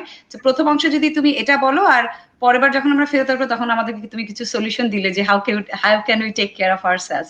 সো বলো ভাই। আমি ছোট করে বলি, আমি ভেরি ওয়েল সেড বাই মানে ইজাজ ভাই এন্ড আপা। সো আমি এখানে জাস্ট কিছু কমপ্লিমেন্ট করার জন্য বলছি। প্রথমে স্ট্রেস, যে জিনিসটা, স্ট্রেস আসলে থাকাটাই ভালো, লাইফে একদম স্ট্রেস না থাকাটা আসলে ভালো না। সো লাইক আমরা যদি বলি যে স্ট্রেসকে আমি যদি 3 ভাবে ডিফাইন করি, একটা স্ট্রেস হচ্ছে মানে একটা রিয়াকশন, আমি যদি বলি যে কোনো স্ট্রেস যদি এসে পড়ে আমার রিয়াকশন হতে পারে 3 রকম, লাইক লাভেলি ইনডিফারেন্স, লাইক আমি খুব ইনডিফারেন্ট, আমি খুব মানে ডিনায়ালে চলছি, লাইক এখন যেমন করোনা আসছে আমরা যদি খুব ডিনায়ালে চলি, মাস্ক ইউজ না করি এবং হচ্ছে আপনার হাত রেগুলার না ধুই, ডিস্টেন্সিং একটু মেনটেন না করেন, দ্যাটস কল্ড লাভেলি ইনডিফারেন্স, ফ্রেঞ্চ একটা ল্যাঙ্গুয়েজ, যে আমি একদম ডিনায়ালে চলে গেছি, দ্যাটস নট গুড। নাম্বার 2 হলো অনেকে আমরা খুব ডিস্ট্রেস ফিল করি, লাইক স্ট্রেসটা অনেক বেশি হয়ে যায়, দ্যাটস অলসো নট গুড। কারণ স্ট্রেস যখন বেশি হয় তখন বেসিক্যালি মানে ক্রনিক্যালি কর্টিসল যদি আমরা মানে ব্রেইনে সিক্রেশন হতে দেয়, এটা আমাদের ইমিউনিটি অনেক কমিয়ে দেয়, প্লাস এটা হিপোক্যাম্পাসকে এফেক্ট করে, আমাদের মেমোরি আমাদের কমে যায়, আমাদের কনসেন্ট্রেশন ইস্যু হয়। সবচেয়ে বড় কথা হচ্ছে কি আমাদের আসলে ফিজিওলজিক্যাল এন্ড ফিজিক্যাল এফেক্টস পড়ে, যেটা আমি দুটো স্টোরি বলে আমি আপনাদের বোঝানোর চেষ্টা করবো। But the third point is you stress, যেটা আসলে পজিটিভ স্ট্রেস, যেটা আমাদের সবার থাকা উচিত। কারণ একটা ব্যালেন্স স্ট্রেস কিন্তু আমাদের ইমিউনিটি বাড়ায়, আমাদের মেমোরি শার্প করে, আমাদের অনেক প্রোডাক্টিভ করে। সো আপা এবং ইজাজ ভাই যে জিনিসগুলো বলছিলেন, এখানে আমরা যেহেতু মানে বেশ অনেক বছর ধরে, 4 বছর ধরে ব্রিটিশ আমেরিকান টোবাগো, ইউনিলিভার, গ্রামীণ ফোন, ব্র্যাক ব্যাংক এবং আপনার স্কোয়ার গ্রুপকে আমরা সার্ভিস দিচ্ছি, mental health service comprehensively. Nestle বাংলাদেশকে আমরা শুরু করছি নেক্সট মান্থ থেকে। সেই পার্সপেক্টিভ থেকে আমার যেহেতু এখানকার একেবারে সিনিয়র পর্যায় থেকে শুরু করে মিড লেভেল, জুনিয়র সবার সাথে বসা হয়, আমি জাস্ট কয়েকটা জিনিস শেয়ার করতে চাই, যেহেতু আপনারা এই ব্যাপারে আপনাদের যথেষ্ট অভিজ্ঞতা আছে, এইচআর কাজ করছেন অনেক বছর, ভাইয়া কাজ করছেন বহু বছর। তো আমি যেটা দেখেছি এটা প্র্যাকটিক্যাল এক্সপিরিয়েন্স বলছি, আমার বাংলাদেশের এক্সপিরিয়েন্স। নাম্বার 1 হচ্ছে আমার কাছে মনে হয় 3টা জিনিস আমরা ঠিক করতে পারি আমাদের মানে as any any group of companies or any HR team, প্রথম যে সমস্যাটা আমরা দেখছি সেটা হলো যে একটা কোম্পানি ওভারঅল যেহেতু সকল কোম্পানি খুব ডাটা ড্রিভেন থাকে, সো লাইক স্ট্রেস বার্নআউট কে খুব ইম্প্যাথেটিক্যালি দেখার সুযোগটা সব কোম্পানি আসলে হয়ে ওঠে না, আমরা যেটা দেখছি। বাট স্ট্রেস বার্নআউট কিন্তু আসলে খুব বড় একটা জিনিস, খুবই ইম্পর্টেন্ট জিনিস। আমি যদি বলি যে ওয়ার্ল্ড ইকোনমিক ফোরাম একটা স্টাডি করেছিল যে কোন একটা এমপ্লয়ের পিছে যদি $1 খরচ করে কোনো কোম্পানি, বছর শেষে সেই এমপ্লয় তাদেরকে $4 আসলে রিটার্ন করে। কিভাবে করে? আমরা এটাকে বলি যে মানসিক রোগ বলতে কিন্তু শুধুমাত্র আমরা বুঝি না যে আমার ডিপ্রেশন, অ্যাংজাইটি, স্ট্রেস বা অনেক যেটাকে বলে পাগল হয়ে গেছি, mad, psycho, not like that. Like আমরা যখন ঢাকা মেডিকেলে পড়তাম আমাদের পাস মার্ক ছিল 6 out of 10, 60%। তো আমরা যেটা বলি যে লাইক আমরা মনে করি যে এই সকল কোম্পানিতে সবাই টিম গ্রুপের সবাই আমি মনে করি 6 out of 10, কারণ এটা বড় কোম্পানি, ভালো প্রোডাক্টিভিটি না থাকলে ওনাদের কেউ হায়ার করতো না। But we can make it 7, we can make it 8, like এটা মানুষ 6 থেকে 7 হতে পারে, 6 থেকে 8 যেতে পারে। That's where mental health really chips in. অথবা একজন হয়তো 8 এ শুরু করেছিল, তার কোনো কারণে একটা রিলেশনশিপ ইস্যুস যাচ্ছে, ডিভোর্স যাচ্ছে, সে হয়তো খুব পর্নোগ্রাফিতে অ্যাডিক্টেড, সে কিন্তু 8 থেকে 3 বা 4 এ চলে আসে, যেটা সে কিন্তু কখনো HR কে বলবে না, যেটা সে কোনো বসকে বা লাইন ম্যানেজারকে বলবে না। বাট এটার কারণে দেখা গেছে যে সে প্রচন্ড রকম তার প্রোডাক্টিভিটি কমে যায়। আমরা কিন্তু মেন্টাল হেলথ অ্যাসিস্ট্যান্সের মাধ্যমে সেই 3 বা 4 কে আবার 8 এ আনতে পারি, এটা খুব ইজিলি করা যায়। যেটা দুটো এক্সাম্পল আমি আপনাকে বলি, এটা আমি এমএনসি গুলোর নাম বলবো না, বাট দুইটা ক্লায়েন্টই আমার এমএনসির। একজন 2017 সালে আমি দেখেছিলাম, সো উনি একজন ফিমেল, ওনার বয়স হচ্ছে 33, এবং উনি খুবই ভালো করছেন এমএনসিতে, খুবই ভালো পোস্টে আছেন। উনি আমার কাছে এসেছিলেন একদিন, এবং উনি প্রথম আধা ঘন্টা শুধু কাঁদছিলেন, উনি কথাই বলতে পারছিলেন না। তো আধা ঘন্টা পরে উনি যখন হিস্ট্রি শেয়ার করা শুরু করলেন, আমি ছোট করে বলছি যে লাইক উনি জাস্ট একটা শব্দে বলছিলেন তার ছোটবেলার কষ্টের কথা, যে I was never good enough for my parents. Like তিনি খুব ভালো স্কুল কলেজে পড়তেন এবং তার ভাইরা সবসময় ক্লাসে ফার্স্ট হতো, বাবা মা দেশের বড় ডাক্তার, সবাই ফার্স্ট হয়েছে, বাট তিনি হয়তো ক্লাসে 10 বা 15 রোল হতো। এটার কারণে বাবা মা সবসময় কম্পেয়ার করতো যে তুমি তো আসলে ভাইদের মতো ভালো না, তুমি তো ভাইদের মতো ভালো না, তোমাকে দিয়ে কিছু হবে না। Like from a very little age উনার একটা ইনার ভয়েস হয়ে গেছে যে I am not good enough, হ্যাঁ, I am incapable, I am unlovable. উনি কিন্তু খুব ভালো জায়গায়, উনি বুয়েটে পড়াশোনা করে, পরে বড় কোম্পানিতে চাকরি করছে, খুবই ভালো জায়গায় আছে, তার হাজবেন্ড খুব ভালো মানুষ, তার একটা ছেলে আছে, everything is fine, she is very good looking. একটা 33 বছর বয়সী একটা ফিমেল, যেগুলো থাকলে সে জীবনে ভালো থাকতে পারে, she has everything, but she is like damn and depressed. She's like having an excruciating depression. উনি 2 বার সুইসাইডাল অ্যাটেম্প নিয়ে আমার কাছে এসেছে, and I had to work with her for at least 3 months, এবং এটা কিন্তু উনি কখনো তার কোম্পানি কাউকে বলতে পারেননি। and উনি যদি আমার কাছে না আসতো, আল্লাহ ভালো জানে আসলে কি হতো। and then উনি কিন্তু এখন ভালো আছে, এবং এই ধরনের ক্ষেত্রে কিন্তু জাস্ট সিম্পল মোটিভেশন কাজ করে না। Like clinical depression is very real, and it's very true. Like WHO বলেছে 2030 সালে সবচেয়ে বেশি ডিসএবিলিটি সৃষ্টি করবে কিন্তু depression, clinical depression. It's not sadness or frustration, it's like clinical depression. এবং এই প্যান্ডেমিক আসার পর আমরা যেটা দেখছি, ডিপ্রেশনের রেট কিন্তু অস্বাভাবিক হারে বেড়ে গেছে। আমাদের এখন কাজে যেটা আপনারা দেখছিলেন, আপনারা সবাই খুব সুন্দর আড্ডা দিচ্ছিলেন, আমি কিন্তু রোগী দেখে শেষ করতে পারছি না। আমি ইউজুয়ালি খুব বেশি পেশেন্ট দেখিও না, বাট অস্বাভাবিক লোক। আমরা লাইফ স্প্রিং যেখানে সবাই কিন্তু এখন বিজনেসে সাফার করছে, বাট আলহামদুলিল্লাহ এটা আমাদের জন্য ভালো। আমি এটা কোনো আমি লাইফ স্প্রিংকে খুব বড় করার জন্য বলছি না, বাট আমাদের গত 2 মাসে আমাদের 17 জন এমপ্লয় নতুন নিতে হয়েছে। আগে ছিল 42, এখন 17 জন বেড়ে হয়েছে আপনার 59। সো আমাদের এটা, আমরা ডেফিনেটলি আমরা হ্যাপি না, আমরা চাই মানুষ সুস্থ হোক, আমরা চাই মানুষ অনেক ভালো থাকুক, বাট দ্য থিং ইজ মানুষ অসম্ভব রকম কিন্তু ভেঙে পড়ছে, এবং অ্যাংজাইটি, প্যানিক অসম্ভব লেভেলে কিন্তু বেড়ে গিয়েছে। তো আমরা যেটা দেখি যে হ্যাঁ, অনেক বড় বড় এমএনসি যেমন ইউনিলিভার, ব্যাট, তারপর ব্র্যাক ব্যাংক যেহেতু অনেক বড়, তারপর হচ্ছে আপনার গ্রামীণ ফোন, তারপর নেসলে বাংলাদেশ, ওনারা হয়তো বুঝতে পারছেন জিনিসগুলোর ইম্পর্টেন্সটা, বাট অনেক লোকাল কোম্পানি বা আরো এমএনসি গুলা ওনারা এই ব্যাপারটা, স্ট্রেস বার্নআউট ব্যাপারটাতে খুব আমরা সবসময় খুব ইম্প্যাথেটিক, আমরা খুব দেখছি না, যে জায়গায় আমরা হয়তো ইমপ্রুভ করতে পারি। সেকেন্ড যে পয়েন্টটা আমি বলবো, যে আমি যেটা দেখছি যে এখনকার যেহেতু হোম অফিস করছে সবাই, লাইক সবার একটা সাইন ইন টাইম আছে, বাট কোনো সাইন আউট টাইম নাই, যেটা আপনারা বলছিলেন, আপনারা বলছিলেন যে লাইক 6টায় বা 7টায় অফিস শেষ হয়ে যাওয়ার কথা, যে দেখা গেছে রাত 10টায় মিটিং হচ্ছে, 11টায় মিটিং হচ্ছে, রাত 2টার সময় হোয়াটসঅ্যাপে একটা মেসেজ আসতেছে, এন্ড লাইক তারাও বুঝতেছে না যে তার অফিস টাইমটা কতটুকু না। স্পেশালি ছেলেদের তো হচ্ছে, অনেক মেয়েদের খুব সমস্যা হচ্ছে, তাদের বাসায় বাচ্চা আছে, কারণ বাচ্চাও আসলে দেখছে যে মা আসলে 24/7 বিজি। সো দেখা গেছে অফিসেও হোয়াটসঅ্যাপ গ্রুপও হয়তো দেখা যাচ্ছে 15টা হোয়াটসঅ্যাপ গ্রুপ। তো 15টা হোয়াটসঅ্যাপ গ্রুপের কোন গ্রুপের আসলে কি কাজ সেটা নিয়েও তারা আসলে খুব মানে আমি বলছি যে তারা খুব একটা ট্রেন্ড না বা ওয়েল ইকুইপড না। তো সেখানে তাদের একটা প্রচন্ড রকম অ্যাংজাইটি প্যানিক চলছে, যেখানে যেটা তাদেরকে আসলে আমরা যেটাকে বিজনেস সাইকোলজির ভাষায় বলি যে আনসাস্টেনেবল প্রোডাক্টিভিটি দিকে নিয়ে যাচ্ছে। একটা মানুষ যদি রাত 1টা-2টার সময় পর্যন্ত কাজ করে, আমরা কিন্তু আশা করতে পারি না যে সে পরের দিন সকাল 9টায় একইভাবে কাজ করবে। So unsustainable productivity is a big issue যেটা আমরা দেখছি। অ্যান্ড থার্ড যেটা হচ্ছে আমার কাছে যেটা মনে হয়, খুব ছোট করে আমি বলছি যে এই রিলেটেড খুব প্রপার ট্রেনিং নেই। হোম অফিস আমাদের সবার জন্য নতুন। আমাদের লাইফস্প্রিং এর প্রায় অর্ধেকের বেশি এমপ্লয় আসলে এখন হোম অফিস করছে। আমাদের ম্যাক্সিমাম প্রফেশনাল বাসায় অনলাইন সার্ভিস দিচ্ছে। বাট দ্য থিং ইজ, এটার আমরা এমন অনেক ডিটেলস ট্রেনিং দিয়েছি, কিভাবে বসবে, কিভাবে ফোন ইউজ করবে, কি ড্রেস করবে, everything is very well communicated. আমি রেগুলার বসে ওনাদের সাথে ওনাদেরকে আমি মোটিভেট রাখার চেষ্টা করি, যেটা ইজাদ ভাই বলছেন, it's very very important. Like আমি সবসময় ওদের বলি যে লাইফস্প্রিং যে কাজটা করছে, এই যে এত মানুষ সুইসাইডাল হচ্ছে, আমরা হয়তো তোমরা দেখছো হয়তো যে ডক্টর আশরাফ তাদেরকে বাঁচাচ্ছে, বাট তোমরা যে ফোনটা ধরছো, তোমরা যে কমিউনিকেশনটা করছো, হয়তো তোমাদের রিওয়ার্ডটা অনেক বেশি, তোমার কাজটা বেশি ইম্পর্টেন্ট, আমার কাজটা হয়তো অনেক লেস ইম্পর্টেন্ট। সো এই কমিউনিকেশনটা খুব ইম্পর্টেন্ট। সো এটা এই যে হোম অফিসের কিভাবে তারা আসলে কাজ করবে এই রিলেটেড ট্রেনিংটা আমরা বলবো যে অনেক কম। কারণ এই কমিউনিকেশন নর্মস গুলো আমার কাছে মনে হয় যে এক্সিকিউটিভ বা এমপ্লয়িরা আরো ভালো করে শিখতে পারে। সো এটা হচ্ছে খুব আমার কাছে মনে হয় যে মেইন 3 ফ্যাক্টর যেটা আমরা আসলে ইমপ্রুভ করতে পারি ইমিডিয়েটলি, যাতে করে আমাদের মানে এমপ্লয়ি বা এক্সিকিউটিভরা মেন্টাল হেলথের দিক থেকে আরো ভালো থাকতে পারে। ইউনিলিভারের chief learning officer Tim Munden উনি একটা কথা বলেছিল খুব ইম্পর্টেন্ট, যে like if we want productive employees, we will need emotionally resilient employees. So if we want productive employees, we will need emotionally resilient employees. Just একটা story আমি শেষ করছি, জাস্ট 8 মাস আগের কথা। 36 ইয়ার্স এর একজন ভদ্রলোক আমার কাছে এসেছেন একটা এমএনসি থেকে, যেগুলো বললাম এগুলো মাঝ থেকেই, এবং উনি রেফার্ড হয়ে এসেছেন, যার হঠাৎ করে একটা হার্ট অ্যাটাক হয়েছে, মায়োকার্ডিয়াল ইনফার্কশন, হার্ট অ্যাটাক হয়েছে, এবং বেচারার অ্যাবসলিউটলি কোনো রকম কোনো সমস্যা নেই, like he's not obese, he doesn't have diabetes, he doesn't have high cholesterol, he has nothing, everything is fine. like একটা হার্ট অ্যাটাক হলে আমরা যেগুলো চিন্তা করি যে একটু মোটা সোটা হবে, নাদুস নুদুস হবে, আপনার কোলেস্ট্রল বেশি থাকবে, ডায়াবেটিস থাকবে, but he has nothing, he has no family history. So cardiologist basically কিছুই পায়নি দেখে আমার কাছে রেফার করেছেন যে ডক্টর আশরাফের সাথে আপনি একটু বসুন, অনেক সময় মানসিক চাপ থাকলে এটা হতে পারে। So that's like 2019 শেষের দিকে আর কি। তো উনি আমার কাছে আসলেন, আমি যেটা পেয়েছি এটা খুব একটা সিগনিফিকেন্ট পাইনি, যে লাইক উনার বেশ কিছু জায়গায় ইস্যুস গুলো আমি যদি বলি, যেটা থাকে অনেক সময়, যে অফিসে যেটা ছিল, ওনার একটা ট্রেড ছিল যে ইনহেবিটরি পারফেকশনিজম।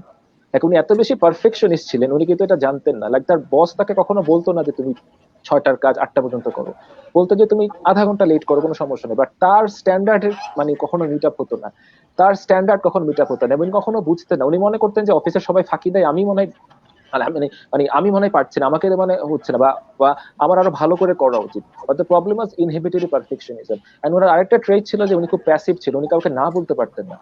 সো উনি কাউকে না বলতে পারতেন না, সবাই তাকে কাজ দিত, সবার কাজ সে করে দিত, এবং একটা কাজের বোঝা হয়ে যেত। এন্ড এটা ছিল তার বাসার সমস্যা। বাসায় যখন উনি অফিসের সমস্যা, বাসায় যখন তিনি ফিরতেন, তিনি দেখতেন যে তার মা এবং তার ওয়াইফের মাঝে একটা বিশাল দ্বন্দ্ব ছিল বহু বছর ধরে, যেটা মাঝখানে থেকে বেচারা যেহেতু প্যাসিভ, সমাধান করতে পারছিলেন না। সো ঘরে বাইরে এই যে একটা মেন্টাল প্রেশার, এটা সে 4 থেকে 5 বছর নেওয়ার ফলে সে কিন্তু হার্ট অ্যাটাক করে ফেলে। এবং এখন আমেরিকান সাইকোলজিক্যাল অ্যাসোসিয়েশন বলছে যে হার্ট অ্যাটাক যত হয় তার 50% কিন্তু হচ্ছে বিলো 40-তে, এবং তার 25% হচ্ছে বিলো 30-তে, এবং এটা 90% হচ্ছে কিন্তু আনরিজলভ আপনার মেন্টাল প্রেশারের কারণে, আনরিজলভ ডিস্ট্রেস বা আনরিজলভ কনফ্লিক্টের কারণে। সো আমাদের মনে হয় যে আমাদের কর্পোরেট কালচারে বা যে কোনো আমাদের মানে আপনার ব্যাংকে বা ইউনিভার্সিটি সব জায়গায় আমার কাছে মনে হয় যে আমাদের মেন্টাল হেলথ জিনিসটাকে এমফাসিস দেওয়া উচিত। Mental health not in terms আমরা ওষুধ দিব, আমি কিন্তু একজন সাইকিয়াট্রিস্ট, আমার পড়াশোনা ওষুধ দেই, বাট দ্য থিং ইজ আমরা এখানে কিন্তু ওষুধ দেই না। We just make someone 7 from 6 or 8 from 6. হ্যাঁ, অথবা কেউ 8 থেকে 3 হলে আমরা 3 থেকে আবার 8 করি। It takes a bit of time. It takes I guess 2 weeks, 3 weeks time. And this is a thing that is achievable. Like আমরা যখন কোথাও যাই, আমরা প্রথমে আমাদেরকে খুব HR টিম থেকে অ্যাকসেপ্ট করা অ্যাকসেপ্ট করা হয়, বাট দেখা গেছে এমপ্লয়িরা খুব শেকি থাকে যে সাইকিয়াট্রিস্ট এসেছে কি না কি বলবে। স্টিগমা তো এখনো, কারণ আমাদের দেশে তো এখনো স্টিগমাটা খুবই রাইট, লাইক পাগলের ডাক্তার আছে, মনে হয় ওষুধ নিয়ে কথা বলবে, স্ট্রেসের খুব বায়োলজিক্যাল জিনিস বলবে। হ্যাঁ, বাট ইউ সি আমরা যখন জিনিসটা কমিউনিকেট করি, আপনি চিন্তা করতে পারবেন, আমাদের একদম ডাটা আছে আমাদের, যে এই কোম্পানিগুলোতে 2019-এ 30 to 40% মানুষ কিন্তু আমাদের সার্ভিস নিয়েছে। তারা হয় অফিসে এসেছে, নাহলে অনলাইনে বসেছে, নাহলে তারা ফোনে আমাদের সাথে কথা বলেছে।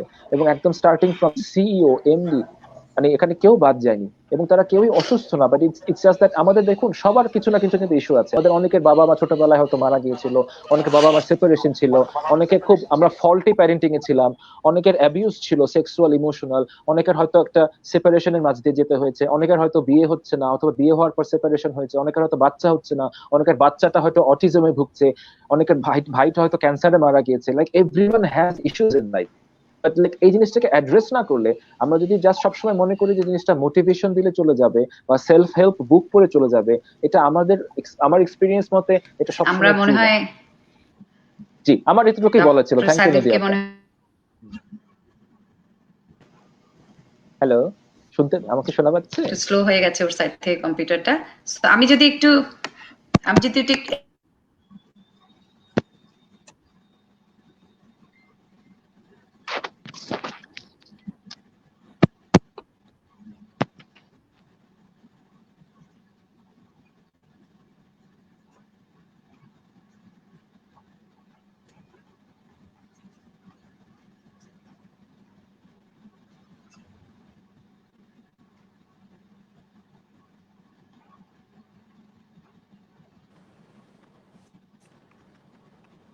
আশরাফ ভাইকে কি শোনা যাচ্ছে না কোথায়? আমি আমাকে শোনা যাচ্ছে এখন? আমি দেখতে পাচ্ছি, আপনাদের শুনতেও পাচ্ছি। আমি বন্ধ হয়ে গেছিল কোথায়? শোনা যাচ্ছে। জি, এখন শোনা যাচ্ছে। আচ্ছা, আমার এতটুকুই বলার ছিল। আমার এতটুকুই বলার ছিল। তারপর যদি আপনারা কিছু বলতেন, আমার এতটুকুই বলার ছিল বেসিক্যালি। নদী আপা শোনা যাচ্ছে আমাকে? হ্যাঁ, এখন শোনা যাচ্ছে। আচ্ছা, আপনার কতটুকু শুনেছেন? আমার এখানেই বলা শেষ, আমার কিছু এখন বলার নেই। আমিও মনে হয় মাঝখানে একটু, যে টেকনোলজি থাকলে যা হয় কি, আমরা we are all adjusting with the new current reality. I don't want to say it's a new reality, it's a current reality. The new reality will be different than whatever we have been talking last few months, whatever we have been learning. I'm hoping যে new reality হবে এই learning গুলো নিয়ে, সেটা ইন্টিগ্রেশনে একটা নতুন কিছু। So এটাকে এই জন্য অনেকে নিউ রিয়েলিটি বলে, বাট আমি নিউ রিয়েলিটি বলতে রাজি না। এটা current reality. New reality will be better. আমরা আরো ওখানে আরো অনেক বেশি ইকুইপ থাকবো এবং আমরা definitely will have better mental understanding and equipment with that. তো এজাজ ভাই, আপনার কাছে যদি একটু চলে যাই, আমাদের সময়ও আসলে শেষের দিকে। তো আপনি যদি একটু আমাদেরকে বলতেন যে ওয়ে ফরওয়ার্ড ফ্রম হিয়ার। আমি জানি আপনার সাথে আমার এটা নিয়ে কিছু কথা হচ্ছে, যে আপনি যদি আমাদের কিছু টিপস দিতেন as a way forward from. আমি আসলে আবারও একটা ভালো ভদ্রলোকের নাম হচ্ছে জ্যাকব মর্গান, অনেক ভালো রিসার্চ করেন, and he talks about the future of organization. So practically COVID timing issue observation হয়েছে, and a few other researches that I have accumulated that I want to share. একটা হচ্ছে যে আমরা employee engagement একটা বড় challenge প্রতিষ্ঠানে, right? এনজাইটির কারণে এটা আরো সমস্যা হচ্ছে। আর খোদ ইউএস আপনি যেখানে বসে আছেন যদি আপনি ওখানে কিন্তু over 80% employees are disengaged, right? So this is a huge challenge for organizations. So এখন বলা হচ্ছে we will actually move from employee engagement to employee experience, and employee experience will be a combination of culture, technology এবং physical space. So আমাদের এমন প্রতিষ্ঠান তৈরি করতে হবে better employee experience তৈরি করার জন্য যেখানে people want to come. It's not that they have to come, they want to come. এখন আমরা একটু আগে যে চ্যালেঞ্জগুলোর কথা বলছিলাম, আশরাফ ভাই যেটা বললেন, দিলরু আপা যেগুলো বললেন, we need to rethink the way we do business. We need to rethink our product, we need to rethink our business model, we need to rethink about the business organization's environment. So এমন পরিবেশ তৈরি করতে হবে যেখানে people would like to, because they will actually take the work with them to the office and they'll bring the work with them to home. That's the new normal, right? That's the way the world will be. এখন যদি আমার সেই ভালো লাগার জায়গাটা, আমরা সবাই জানি we do great jobs when we love what we do. So আমার যদি এই ওয়ানটা তৈরি করা না যায় through a good employee experience, I will not be performing going forward. Next একটা বড় জিনিস যেটা আসবে, যেটা খুব বেশি ফোকাস হবে, আশরাফ ভাই please correct me if I am রং, আমার সব ট্রেনিং আমি সাইকোলজির এই কথাটা শেয়ার করি যে লাইফের সাফল্যের 80% আসে হচ্ছে বেসড অন সাইকোলজি, 20% আসে বেসড অন মেকানিক্স.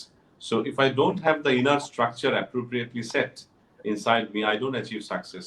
So সেই জন্য going forward দেখবেন সিভি যখন লিখবে, আমি জানি না ইয়াং অডিয়েন্সও নিশ্চয়ই অনেক শুনছে, they will actually have to highlight their softer skills in the CV more than their hard skill. Hard skills are like given. একটা ফাংশনের জন্য আমার যে হার্ড স্কিল দরকার সেটা আমার থাকতে হবে, but soft skill with regard to how I manage through stress, how I manage through crisis, how I manage through tragedy, এইসব বিষয়গুলোর দিকে নজর বেশি আসবে। নতুন ভাবে আমরা বলছি soft skills equals new hard skills, so it's a must have for everyone. So going forward, সেই রাইটিং, রিডিং, ম্যাথস, টেকনোলজি এগুলোর পাশাপাশি আমাকে সফট স্কিল অ্যাডাপ্ট করতে হবে যাতে I remain agile, I remain adaptable, and I can quickly align to new realities of life. Thirdly যেটার কথা বলা হচ্ছে এটা হচ্ছে সেট আওয়ার থেকে সেট আওয়ার এবং লোকেশন থেকে ফ্লেক্সিবিলিটির দিকে যাওয়া। এটা এখন আমি চাই বা না চাই, this is the new normal, এবং আসলেই সম্ভব আর হবে না 9টা 5টা ধরে কাজ করা। And work is not something that you go to, it is something that you take with you wherever you go. এই ফিলসফিতে চলবে হচ্ছে সামনের সময়। আমি যেখানেই যাব, এই যে আমার এখন হ্যান্ড হেল্ড ডিভাইস আছে, I am connected to the whole world, যে কোনো জায়গায় বসে কাজ করছি। এবং আশরাফ ভাই নেসলের কথা বললেন, I know the likes of Nestle in the country, they are actually rethinking যে আসলে কি এত এক্সপেন্সিভ অফিস স্পেস এই সাইজে রাখবে কিনা। কারণ এই নিউ নর্মালে কাজ করতে যে একটা বাস্তবতা সামনে চলে এসছে, যে আসলে কিন্তু এমপ্লয়িরা বাসায় থেকে অনেক অর্গানাইজেশনে বলছে that they have actually become more productive than before. So set hour এবং লোকেশন থেকে ফ্লেক্সিবিলিটির দিকে যাবে হচ্ছে সামনের অর্গানাইজেশন গুলো, that's where we are looking at. এবং লিডারদেরকে বা এমপ্লয়ারদেরকে ম্যানেজিং থেকে বের হয়ে এসে they have to go more towards coaching and mentoring, right?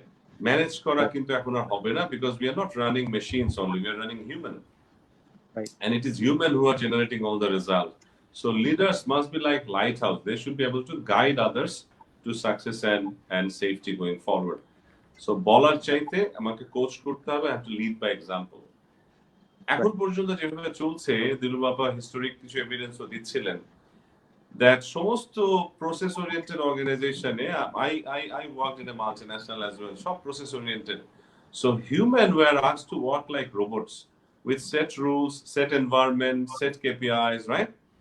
সেটা থেকে বরং সামনের অর্গানাইজেশনে যেটা হবে, instead of working like robots, human will be working with robots and artificial intelligence. So এমপ্লয়ারদের উচিত হচ্ছে আমাদের সেই ক্রিয়েটিভ পার্টটা হিউম্যানের, সেটা আবার অ্যাপ্রিশিয়েট করা, and human must develop those capabilities of using robots and using AI to make decisions. Ashraf bhai ekটু আগে database decision making এর কথা বলছিলেন, which is true, but the fact remains going forward এটা আরো বেশি data driven হবে, because data availability বেশি। আমি যদি data driven decision না নিয়ে আমার competition নিবে, and they will be driving better results. So এমপ্লয়ীদের মধ্যে সেই এনভায়রনমেন্ট চলে আসবে, instead of just talking based on intuition, they'll be talking more based on data going forward in the organizations. Process centric থেকে strategy focused হতে হবে সামনের দিকে। তার মানে হচ্ছে every little work that people do in the organization, just instead of focusing on the little work that they're doing, সবার মানসিকতায় তৈরি করতে হবে how they are connecting creatively to the bigger picture, প্রতিষ্ঠানের যে বড় উদ্দেশ্য, যে পারপাস, যে লং টার্ম ডিরেকশন, সেটার সাথে কানেক্ট করে আমি কিভাবে কাজ করছি। সো এমপ্লয়ীদের মধ্যে এই প্রসেস সেন্ট্রিসিটি থেকে বেরিয়ে এসে অনেকটুকু স্ট্র্যাটেজি ফোকাস তৈরি করতে হবে, so that everyone feels that they are connected to the bigger picture. Hierarchy কমে যাবে অনেক বেশি ফ্ল্যাট হবে কানেক্টিভিটির কারণে। এটাতে নতুনদের চাইতে পুরনোদের সমস্যা বেশি হবে, কারণ ওয়ার্ল্ড ওয়াইড 50%-এর উপরে কিন্তু মিলেনিয়ালস চলে আসছে অলরেডি ওয়ার্কফোর্সে, এবং আমরা জানি যে আগামী 5-10 বছরে this is going to go up to 75%। Big time, right? It's a big change. So প্রশ্নটা আসলে মিলেনিয়ালসরা অযোগ্য কাজের এনভায়রনমেন্টের, তার সাথে বেশি করা উচিত আমরা যারা আরো আগের আছি, মিলেনিয়ালসদের আগের, আমরা কিভাবে সুযোগ্য হয়ে গড়ে উঠতে পারি to work with them. So organisation structure অনেক বেশি ফ্ল্যাট হবে, এবং এই জেনারেশন যারা আমাদের পরে এসছে, মিলেনিয়ালস যাদেরকে বলছি, they actually believe in different modalities of communication. They believe in saying what they feel. They believe in flatter structure সব জায়গায়। So going forward, hierarchy আরো ফ্ল্যাট হবে, স্ট্রাকচার আরো কমে যাবে। ওয়ার্কফোর্স অফকোর্স স্ট্যাটিক থেকে ডাইনামিক হয়ে যাবে অনেক বেশি। Long term, life long employment আসলে হবে না, বরঞ্চ প্রজেক্ট ওয়াইজ এমপ্লয়মেন্ট হবে। সো এমপ্লয়ি দুজনকে মাইন্ডসেটে তৈরি হতে হবে যে আপনারা এটা জানেন, আমি জানি না আশরাফ ভাই আপনাদের সায়েন্স এটা কি বলে, যে আসলে একটা নির্দিষ্ট সংখ্যক বছরের পরে কিন্তু একটা এমপ্লয়ার খুব বেশি দেয়ার থাকে না, unless you give him new challenges, unless you allow him to become more creative. So going forward আরো বেশি বেশি হবে এই যে দিলরুবা একটু আগে agile environment-এর কথা বলছিলেন, that you'll find employees are engaged in a short project, ওটার purpose achieve হচ্ছে, unless you give him another project to remain creative, they will actually move on. They will not stay with your organization for a long time. Factory গুলো হয়ে যাবে laboratory going forward. এর মানে হচ্ছে আগে যে খুব ওয়েল সেট স্ট্রাকচারে অর্গানাইজেশন চলতো, খুব লিন অপারেশন চলতো, ফ্যাক্টরিতে সবকিছু সেট থাকতো, সেটার বাইরে এখন যে যোগ্যতা ফ্যাক্টরি গুলোকে তৈরি করতে হবে in terms of having agility is all the factories should become laboratories, trying new things, challenging the status quo, command and control কম থাকবে, repeatable process গুলো কম থাকবে, failure শুধু অ্যাভয়েড করবো তা হবে না, বরং will all go through a creative environment. প্রতিষ্ঠানগুলো অনেকটা স্টার্টআপের মতো চলবে, বড় প্রতিষ্ঠানগুলো, যেমনটা স্টিভ জবস বলতেন।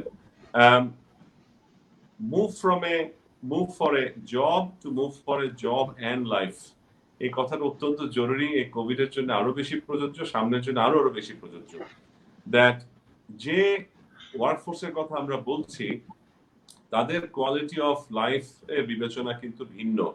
They will not just move for a paycheck going forward, they will move for a job and life. এমন জবে যেতে চাইবে যেটা তাকে ফ্লেক্সিবল আওয়ার দেয়, যেটা তাকে পার্সোনাল লাইফ ব্যালেন্স করার মতো সুযোগ দেয়, not just money. That will not motivate people anymore. এই সময়টা আস্তে আস্তে বেশি হয়ে যাবে। And finally যেটা নিয়ে আমরা আজকে কথা বলছি, ওয়ার্ক লাইফ ব্যালেন্স থেকে ওয়ার্ক লাইফ ইন্টিগ্রেশনের দিকে মুভ করবো আমরা। আর পারপেচুয়াল লার্নিং পাওয়ার হয়ে যাবে সামনের দিকে, because things that we work with আমাদের ওয়ার্ক এনভায়রনমেন্টে এগুলো এত ডাইনামিক্যালি চেঞ্জ হবে যে learning how to learn new things will be the new challenge. So তারাই বেশি টিকে থাকবেন যাদের তিনটা যোগ্যতা থাকবে, ওয়াইজম্যানরা বলে লার্ন, আনলার্ন এবং relearn. Unlearning is the difficult most part, এবং আমি কি করে how do I learn to learn will be a new mantra for going forward. I need to find out how best to continuously learn and keep myself updated going forward. And as I said, long-term employment poriborte project-focused job will be the future. Pen and paper poriborte digital everything will be the new agenda. Amader khub taratari we should be equipped.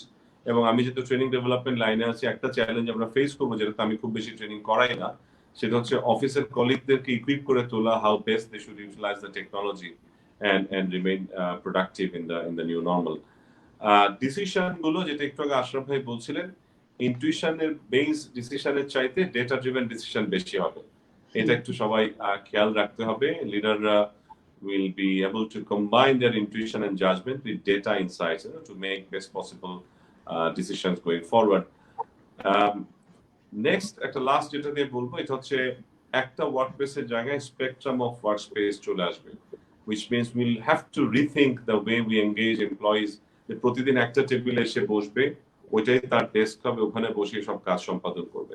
বরঞ্চ আমাকে খেয়াল রাখতে হবে, এখন যেহেতু creative হওয়াটা খুব জরুরি, একটা ইন্ডিভিজুয়াল, একটু আগে আশরাফ ভাই আপনার কাছে প্রশ্নটাই বোধহয় নদী করেছিলেন ফিজিওলজি নিয়ে, তো আমরা তিনটা বিষয় বলি ইমোশন সম্বন্ধে, ওটা বলে শেষ করব। That three things actually affects our emotion. একটা হচ্ছে ফিজিওলজি, একটা হচ্ছে ফোকাস, একটা হচ্ছে ইউজ অফ ল্যাঙ্গুয়েজ।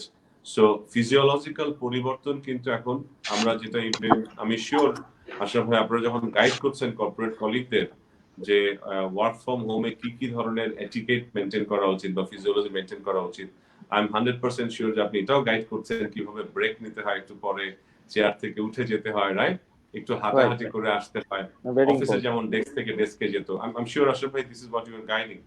সো আমি শেষ করবো সবাইকে এটা নিয়ে, life is all about focus, হোক সেটা এমপ্লয়ার হোক সেটা এমপ্লয়ি। আমি যদি এমপ্লয়ের দিকে ফোকাস করি just as another worker, another human who contributes two achieving result, we'll make a big mistake in the change circumstances.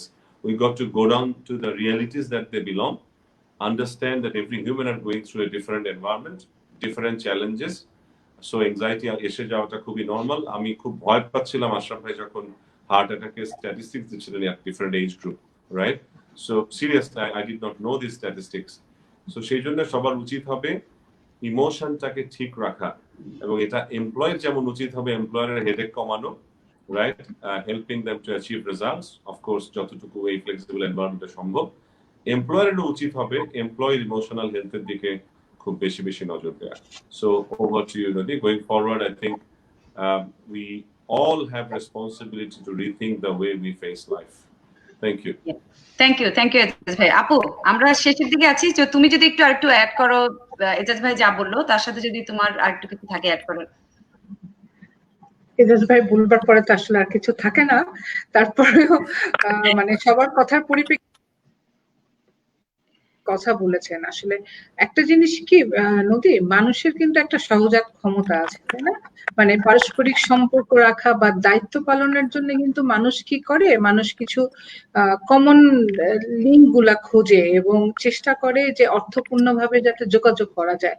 তো এই যে এই মানুষের এই গুণটা, এইটাকে এখন আসলে হাইলাইট করা দরকার। একটা অফিসের কর্মীকে কর্মী হিসাবে না দেখে তাকে যদি মানুষ হিসাবে দেখা যায়, যে কথাটা আজকে এজাজ ভাই এবং ওনার আলোচনা থেকে বারবার করে উঠে এসেছে, যে আমরা আসলে এই পরিবর্তিত পরিস্থিতিতে আমরা ওয়ার্ক লাইফ ইন্টিগ্রেশনের কথাটা যেখানে বলছি, সেটা আমরা যত তাড়াতাড়ি করতে পারবো আমাদের জন্য তত ভালো, এবং সেটার জন্য আমাদের মন মানসিকতাটা দরকার। এখন যে সুপারভাইজার একজন এমপ্লয়কে তার সন্তুষ্টির জন্য তাকে হাইলাইট করতে পারে, তার প্রতিভা থাকুক না থাকুক, সেই সুপারভাইজারটাই কিন্তু তার ওই টিমমেটকে দিয়ে আসলে রেজাল্ট আনতে পারবে।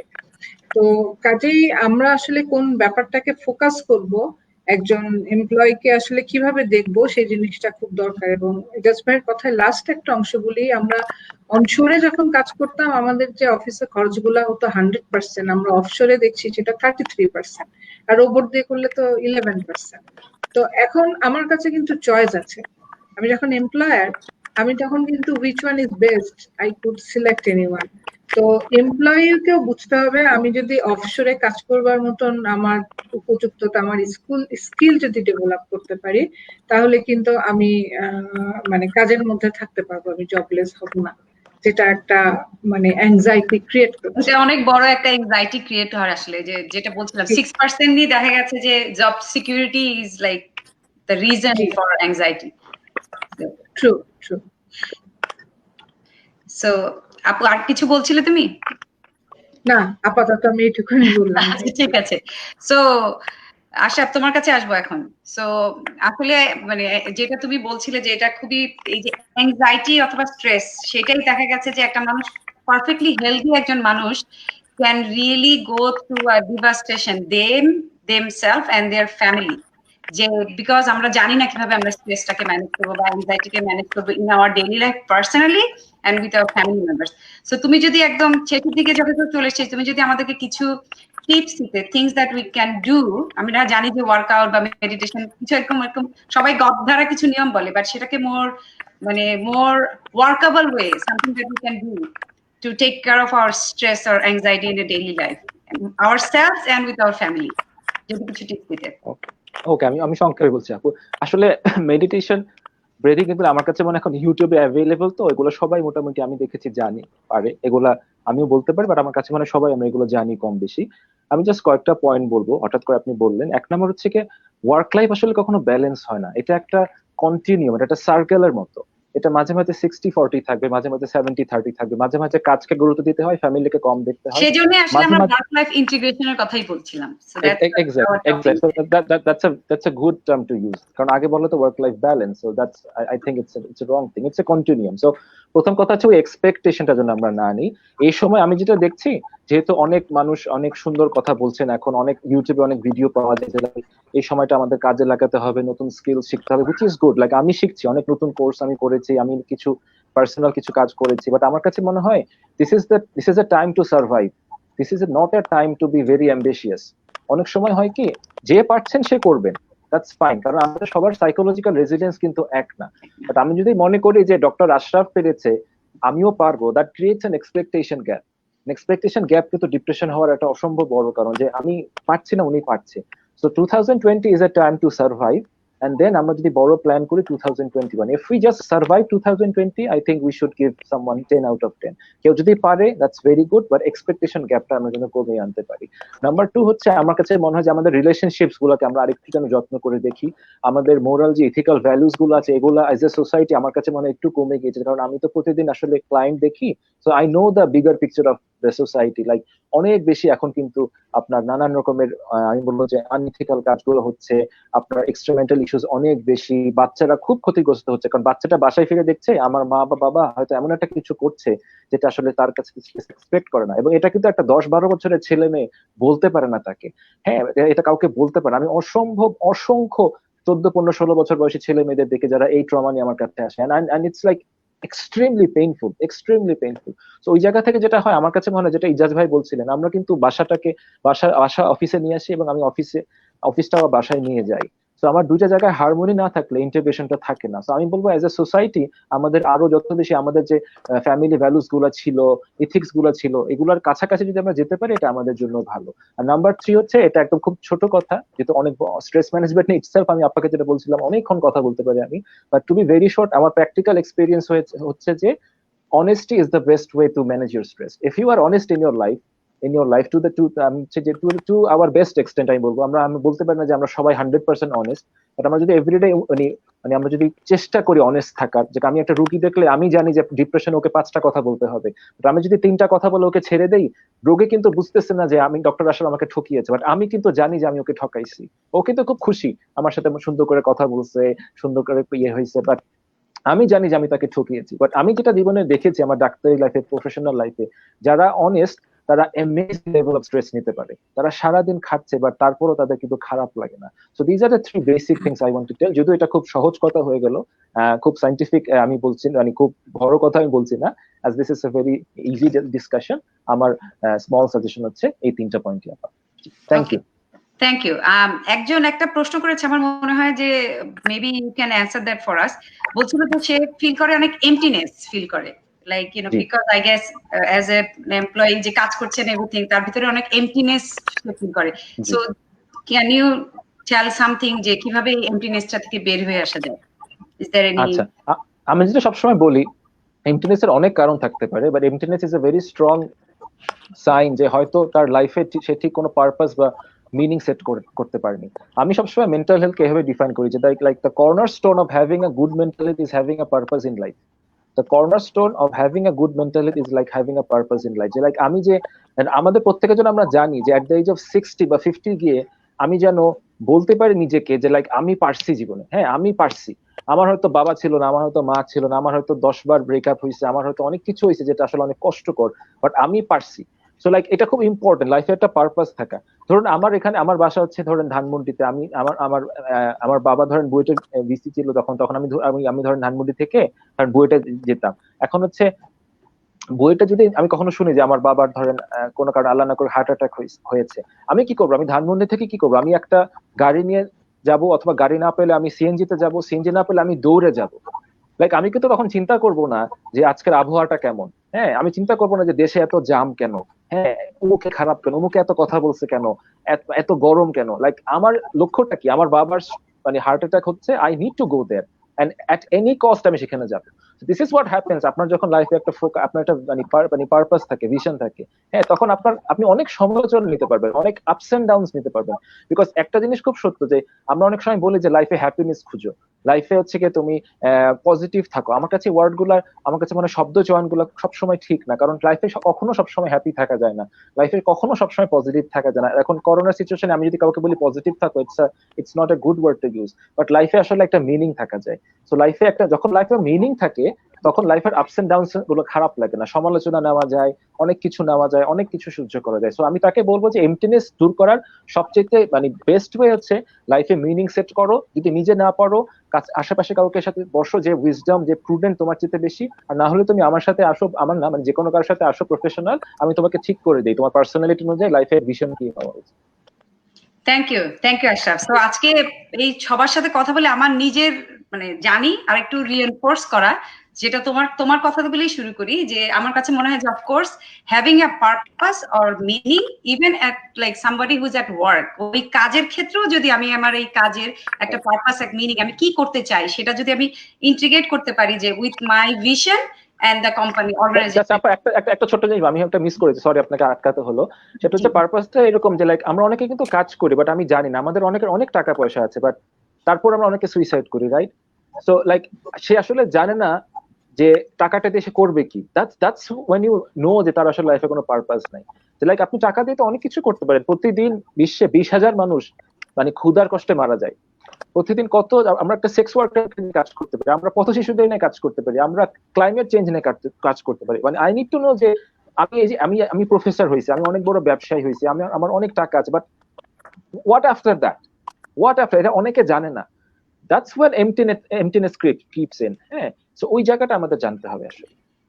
Thank you. সো আমার মনে হচ্ছিল এজাজ ভাই আশরাফের কথা কিন্তু শুনে মনে হচ্ছিল না যে ও আরেকজন ট্রেনার, মানে হি ইজ, বাট মনে হচ্ছিল ও লিডারশিপ, এইচআর এন্ড দেন মানে বিইং আ ডক্টর, সাইকিয়াট্রিস্ট, তিনটা জিনিস মিলিয়ে কিন্তু আমি আশরাফকে পার্সোনালি একটা থ্যাঙ্কস দিতে চাই। আশরাফ ভাই খুশি হবেন শুনে, আমার কোন লিডারশিপ সেশন যখন ফুল ফ্লেজ 2 দিনের ট্রেনিং হয়, পারপাস অফ লিভিং সেকশনটা ছাড়া হয় না। Right, that is always there. And thank you so much আজকে আরো কনফার্ম করার জন্য, আমি আরো সায়েন্টিফিক্যালি আপনার কাছ থেকে জানো। ইভেন আজকে সকালে I had a training with Grameenphone and I was talking about 6 human need. তো যেটা আলাপ করছিলাম আমরা, এটা আসলে আজকের সেশনটার সাথেও কিন্তু একটা মানে সম্পূরক কিছুই হবে যদি আলাপ করি, যে আমার যে 4টা পার্সোনাল নিড এবং 2টা স্পিরিচুয়াল নিড আছে, আমরা যে নিড গুলোর দিকে বেশি ফোকাস করি আমার লাইফের ডিজাইন কিন্তু সেরকম হয়। আশরাফ ভাই ইজ 100% রাইট। যে আমার সবকিছুই আছে, বাট আমার কোনো গন্তব্য ঠিক না, আমার ওয়াইটা ঠিক করে নাই। ওয়াই মানে আমার গ্রামীণ ফোনের সাথে সেকশনটা ছিল ঠিক তাই, ওই ট্রেনিং এর যে অংশটা, why we do what we do, এইটার অ্যান্সারটা যখন থাকে, আমি যখন একটা লং টার্ম গোল দেখি, আমার যখন একটা রিজন থাকে rather than just having a short term goal, I become a completely different human. এবং আশরাফ ভাই যেটা বলেন, আপনিও বলছেন এর মধ্যে একটু আগে, দ্যাট কোথা থেকে যখন আমার অনেস্টলি ওই পারপাসের পেছনে যখন আমি কাজ করি, ইভেন আমি I am an example myself. আমি 3 বা 4 দিন আগে একটা স্ট্যাটাস দিয়েছি ফেসবুকে যে সকাল 8টা থেকে শুরু করে রাত পর্যন্ত আমার 8টা এরকম ক্যামেরার সামনে সেশন হয়েছে একই দিনে। So I was actually expressing my gratitude, যে এটা হয়তো আমি পারপাসে ফোকাস করি বলেই সবসময় আমাকে অনেকে জিজ্ঞেস করে এত এনার্জি কোত্থেকে পান। আমি বলছি because I have a reason for doing all this. I just don't do this thing for the sake of doing it. I do it for a reason. আমার ফেসবুক বায়োতে গেলেও দেখবেন একটা লাইন আছে যে I want to feel inspired myself by doing one thing, by inspiring others. So আমার whole লাইফের রিজনটাই হচ্ছে এখন giving things to others. And the way I get fulfillment for my life is by giving. So that's, আমি যে leadership শেখাই, আমি যেটা সবসময় অন্য ট্রেনারদেরও বলি, don't try to preach something that you don't personally believe. So employer এমপ্লয়ীদের জন্য এই জিনিসটা অত্যন্ত জরুরি, যে আমার যদি নর্থ স্টারটা ঠিক করা না থাকে, why I do what I do, তাহলে কিন্তু আসলে একটা চমৎকার ভাবে বলছেন আজকে, একটা পর্যায়ে লাইফে অনেক কিছু করে মনে হয় হ্যাঁ কেন করছি, এরপর আর কিছু খুঁজে পাওয়া যায় না, এরপরে মোটিভেশন থাকে না সামনের দিকে যাওয়ার। সো আশরাফ ভাই আপনি পারমিশন দিলে will actually connect in Dhaka. I think we have good opportunity to give back to the society if we work together. বেশি কানেক্টিভিটি হলো। Back to you. Thank you. হ্যাঁ আপু, তুমি কিছু বলছিলে? না, আমি আশরাফকে আসলে একটা থ্যাঙ্কস দিতে চেয়েছিলাম। উনি খুবই সত্যি কথা বলেছেন। আসলে আমরা শিখে বড় হয়েছি honesty is the best policy, but এখন জেনেছি honesty is the only policy. হ্যাঁ, এখানে আর বেস্ট এটাকে কোনো সুপারলেটিভ দিয়ে আলাদা করার কিছু নাই। উনি যেটাকে বলেছেন, স্বচ্ছতা আর সততা থাকলে যে কোনো কিছু, যে শক্তির কথা এজাজ ভাই বললেন, হ্যাঁ সমস্ত কিছুই আসলে পাওয়া যায়। আর ভাই আসলে যেভাবে বলছিলেন যে ওনার ফেসবুক লাইন যেটা, যে অন্যদেরকে ইন্সপায়ার করতে চায়, that's leadership and that's what he is the strength as well. So thank you everybody. আজকে আসলে আমি আশরাফ তোমার থেকে আরেকটা কথা আমি নিয়েছি, সেটা হলো যে আসলে যদিও আজকে আমরা বলছি ওয়ার্ক লাইফ ইন্টিগ্রেশনের কথা, বাট ইন্টিগ্রেশনটা আসলে হারমোনি না থাকলে ইন্টিগ্রেশনটা হবে না। এন্ড সেটা এটা খুবই জরুরি, সেই কারণেই যে আমাদের ভিতরে এই হারমোনিটা থাকা। এবং take away from this is আপনাদের সবার খুব সবাই এত ডেপথে গিয়ে, যদিও আমার ইন্টারনেট কানেকশনটা মাঝে মাঝে একটু ডিস্টার্ব করছিল, আমি আমেরিকায় বসে আই ওয়াজ কিকড আউট, বাংলাদেশে কিন্তু খুব সুন্দর করে কাজ করছিল সবকিছু। I was amazed by that too. But thank you everybody আজকে সময়টা দেওয়ার জন্য। থ্যাংক ইউ দর্শকদেরকেও। আজকে আমাদের সাথে অনেকেই আসলে অনেক ধরনের কথা বলেছেন এক্সেলেন্ট ক্লাস, থ্যাঙ্কস জানিয়েছেন, বলেছেন রিলেশনশিপ আর কোয়ার্কারের সাথে রিলেশনশিপ আর family member is very important too. অনেকে বলছেন যে yoga and meditation is very important. আমি আসলে ইনফ্যাক্ট আমার বাংলাদেশের, যেহেতু আমি এখন অনেক কানেক্টেড, আমি ওদেরকে মাঝে মধ্যে বলি যে বাচ্চাদের সাথে ইউটিউবের গান ছেড়ে বাবা সবাই পুরো family should dance. It's like stress out, আর বাচ্চাদেরও তো ডেইলি 1 hour এক্সারসাইজের দরকার। So things like that. And there are a lot of people was really saying thanks, and সেশনটা খুব লাইক করছিল, এবং কিছু কিছু মন্তব্য ছিল, সেগুলোতে আর বিশেষ করে গেলাম না, because we are already almost 1 hour 20 minutes. So thank you everybody for joining with us, and thank you Ejaz bhai, Ashraf and Dilruba apu. We are hoping যে আমরা এই ধরনের সেশন ভবিষ্যতে আরো করতে পারবো। আর দর্শকদেরকে বলছি, যদি আপনাদের কোনো টপিক থাকে যেটা নিয়ে আপনারা চান যে আমরা কথা বলি, প্লিজ লেট আস নো।